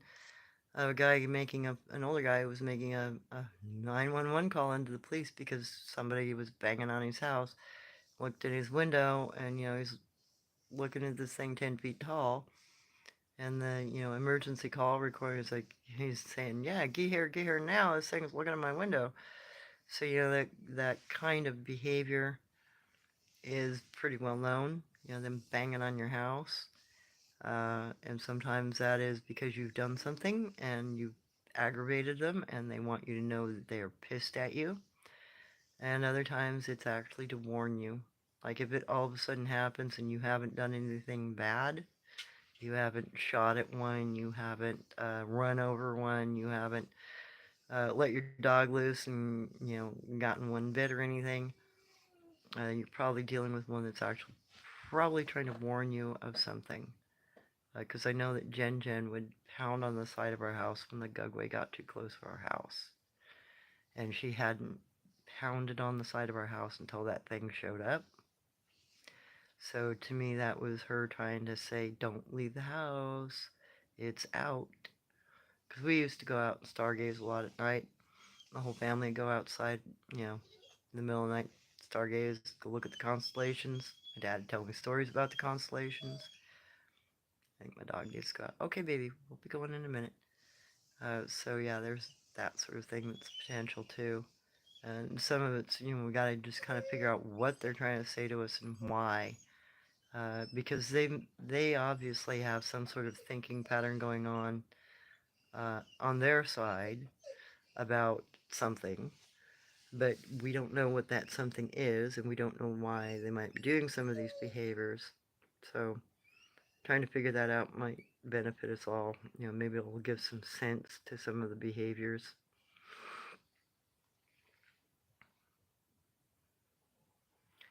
I've heard that red eyes are dangerous in cryptids. No, that's not the case. All the ones that are actually human have red eyes, eye shine, and that's pretty well known with the Native Americans. If you've got an amber shine, you're dealing with a Gugway because their eye shine is amber in color. So the red ones typically they're humanoid. Oh yeah, Irene, you've heard that 911 recording. The man stated his dog had been killed either, yep, in the week. The recording is used Intersquatch Chronicles Project episodes. Yep.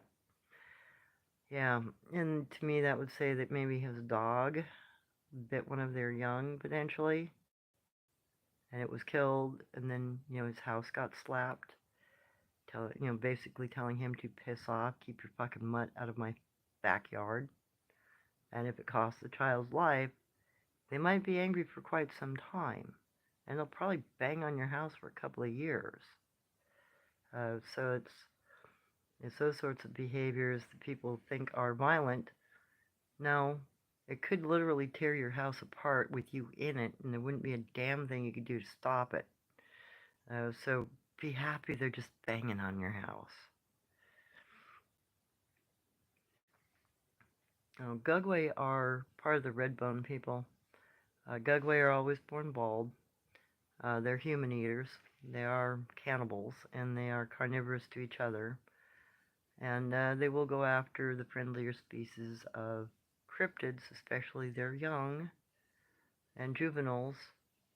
And they're psychologically kind of sociopathic. The way the Redbone people are, the Gugwe, Sun-faced people, they're very sociopathic. They will capture you, keep you captive. They will molest you. They will break your bones. They will tear you apart. Or they'll keep you enslaved, because some of them will keep you as slaves, according to my grandmother.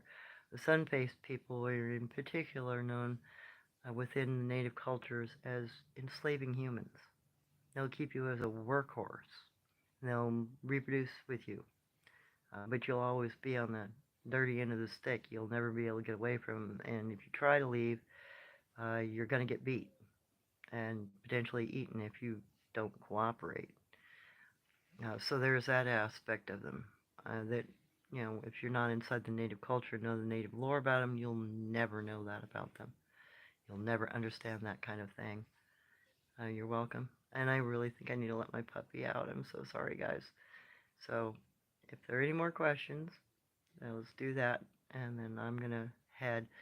And I'm not sure what my next week's little piece is going to be on. If you guys have some specific questions, or if you want me to address something in particular, let me know. Otherwise, I'll come up with, something to talk about next week. And I'm sorry it's only once a week at this point. But my work schedule has gotten so bizarre. And, just the vehicle. And, all of life is interrupting. But I will try to keep putting out what I can. And hopefully that will keep you guys entertained. And I do need to clean some of the previous posts up. I need to make sure that they have descriptions. And I do want to make sure that everything's dealt with before I try to go through the process to get, ads put on my YouTube channel and maybe get a little income out of this sort of thing. That would be nice. It'd help me a lot.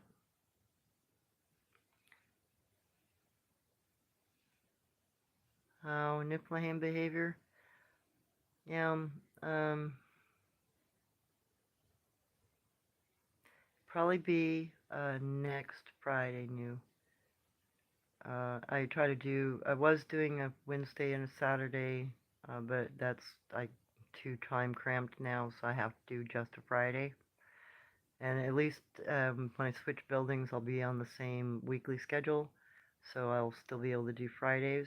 And I think I'm going to keep it late like this, and do it around 6 o'clock or so, and then on, so we can have a couple of hours, and it'll be a little bit of relaxed time, and enough time to actually talk about stuff and interact and answer questions and get clarification on things, and maybe share some information with each other. And Niflheim. I oftentimes wonder if because the stories that the natives have go back further than the Bible, and the stories that Uncle Long had definitely went further back than the timeline of the Bible. So I am wondering if some of the information about giants, Bethlehem, and that sort of thing was an attempt for the people of that area to record cryptids, and they did not know how to correlate them with, you know, what they were. Maybe they only correlated them like we do currently with the ones that are bad for us to be around. So there's a good chance if they were referring to cryptids at all, they're probably dealing with things like the Redbone people or other such cryptids like the Gugway, maybe. But I don't think that they're a spiritual creature. I don't think that they are a entity from another plane. I don't think they run around in spaceships. I don't believe that they walk through portals. Everything that I have noticed about them seems that they are very much a physical, real being here at ground level with us, and that's not suggested as part of the Niflheim stories. The Niflheim stories sound like they're talking more about a spiritual entity of some sort, potentially. But then again, you know, if you read Deuteronomy in the Bible, there's a description of Adam and Eve being 10 feet tall. If you get into the, let's see, what is it? Not the Torah, the Talmud, and descriptions in the Talmud, the Jewish texts, uh, Adam and Eve are described as being 15 cubits high. That means they are 30 feet tall. So, what was the Bible really talking about? You know, it might have just been another form of trying to record history and what was in their areas. And maybe we should, you know, consider some of the information there differently, or maybe step back and look at it not just as a spiritual conflict between the devil and God, but more aspects of what's in the world around us and already here.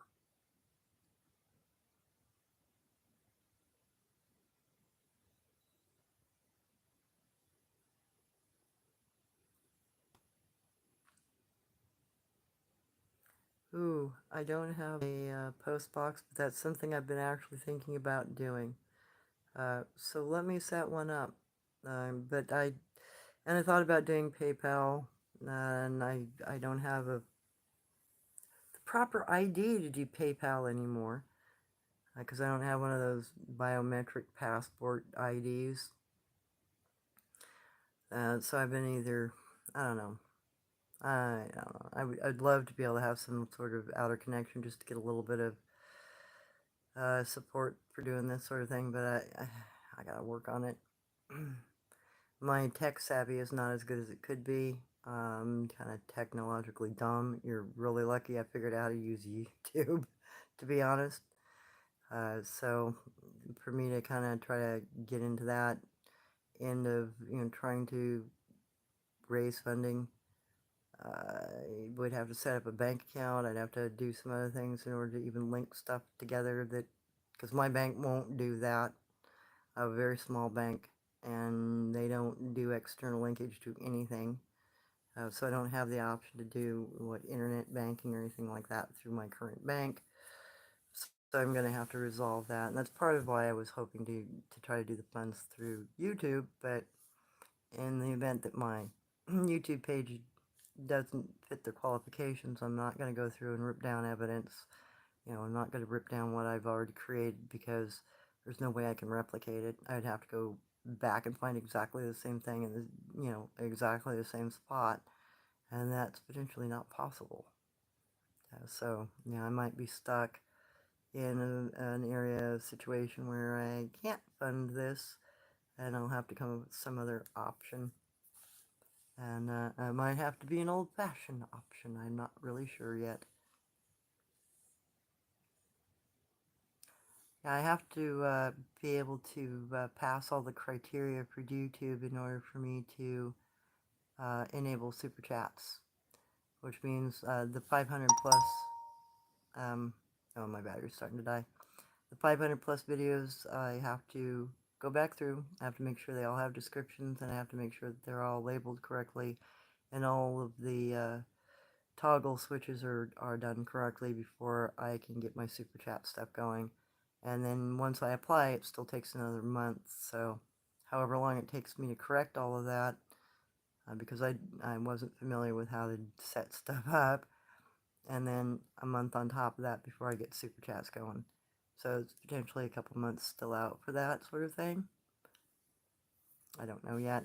So that's part of what I got to do. I got to go back through and I got to make sure everything's caught up and that everything's posted correctly and has descriptions and there isn't, get too growly about. Hopefully, that's going to be the next couple of the tubers gave PO boxes. Oh, you mean just like a send me a check in the mail, so to speak? I had ID theft, closed ban, PayPal, Venmo, eBay. Yeah, that's. I've had that same problem. I tried to order stuff off of Amazon once, and within 2 weeks of freaking ordering something, I had to get a new card because somebody hacked somehow, got a hold of my information from the order online. So I mean, I'd rather just do it by paper for Christ's sake. I don't know. There used to be the option you could set up a bank account and you could walk into any bank that was a subsidiary, bank and just say, hey, I want to deposit to this person's account. They're, over here, this branch. This is the branch number. I want to drop it in that account. I've been thinking about doing something like that because that makes it 100%. You can't screw with it unless somebody puts a gun to your head. So yeah, maybe an option like that might be worth it. I got to look into it. Yeah, I don't do Cash App. I had one of those. It got hacked too. And in fact, somebody tried to cycle $30,000 through my phone app for that. No, not going to do that again. Don't really like getting a call from the federal government. That was not a fun day. Please send gifts to P.O. Box 2. Yeah, I think that's probably the best idea actually, is just a physical P.O. box. That way you can do what you want. You can send what you think I might need. Equipment would be cool. I don't mind hand-me-downs as long as it's got a manual. So yeah, that's a really good suggestion. I'll look into it and see what can be done that way. Because a lot of this electronic transferring stuff is not as secure as you might think. It seems like I keep running into getting hacked or getting bugs on my devices or just too much stupid stuff.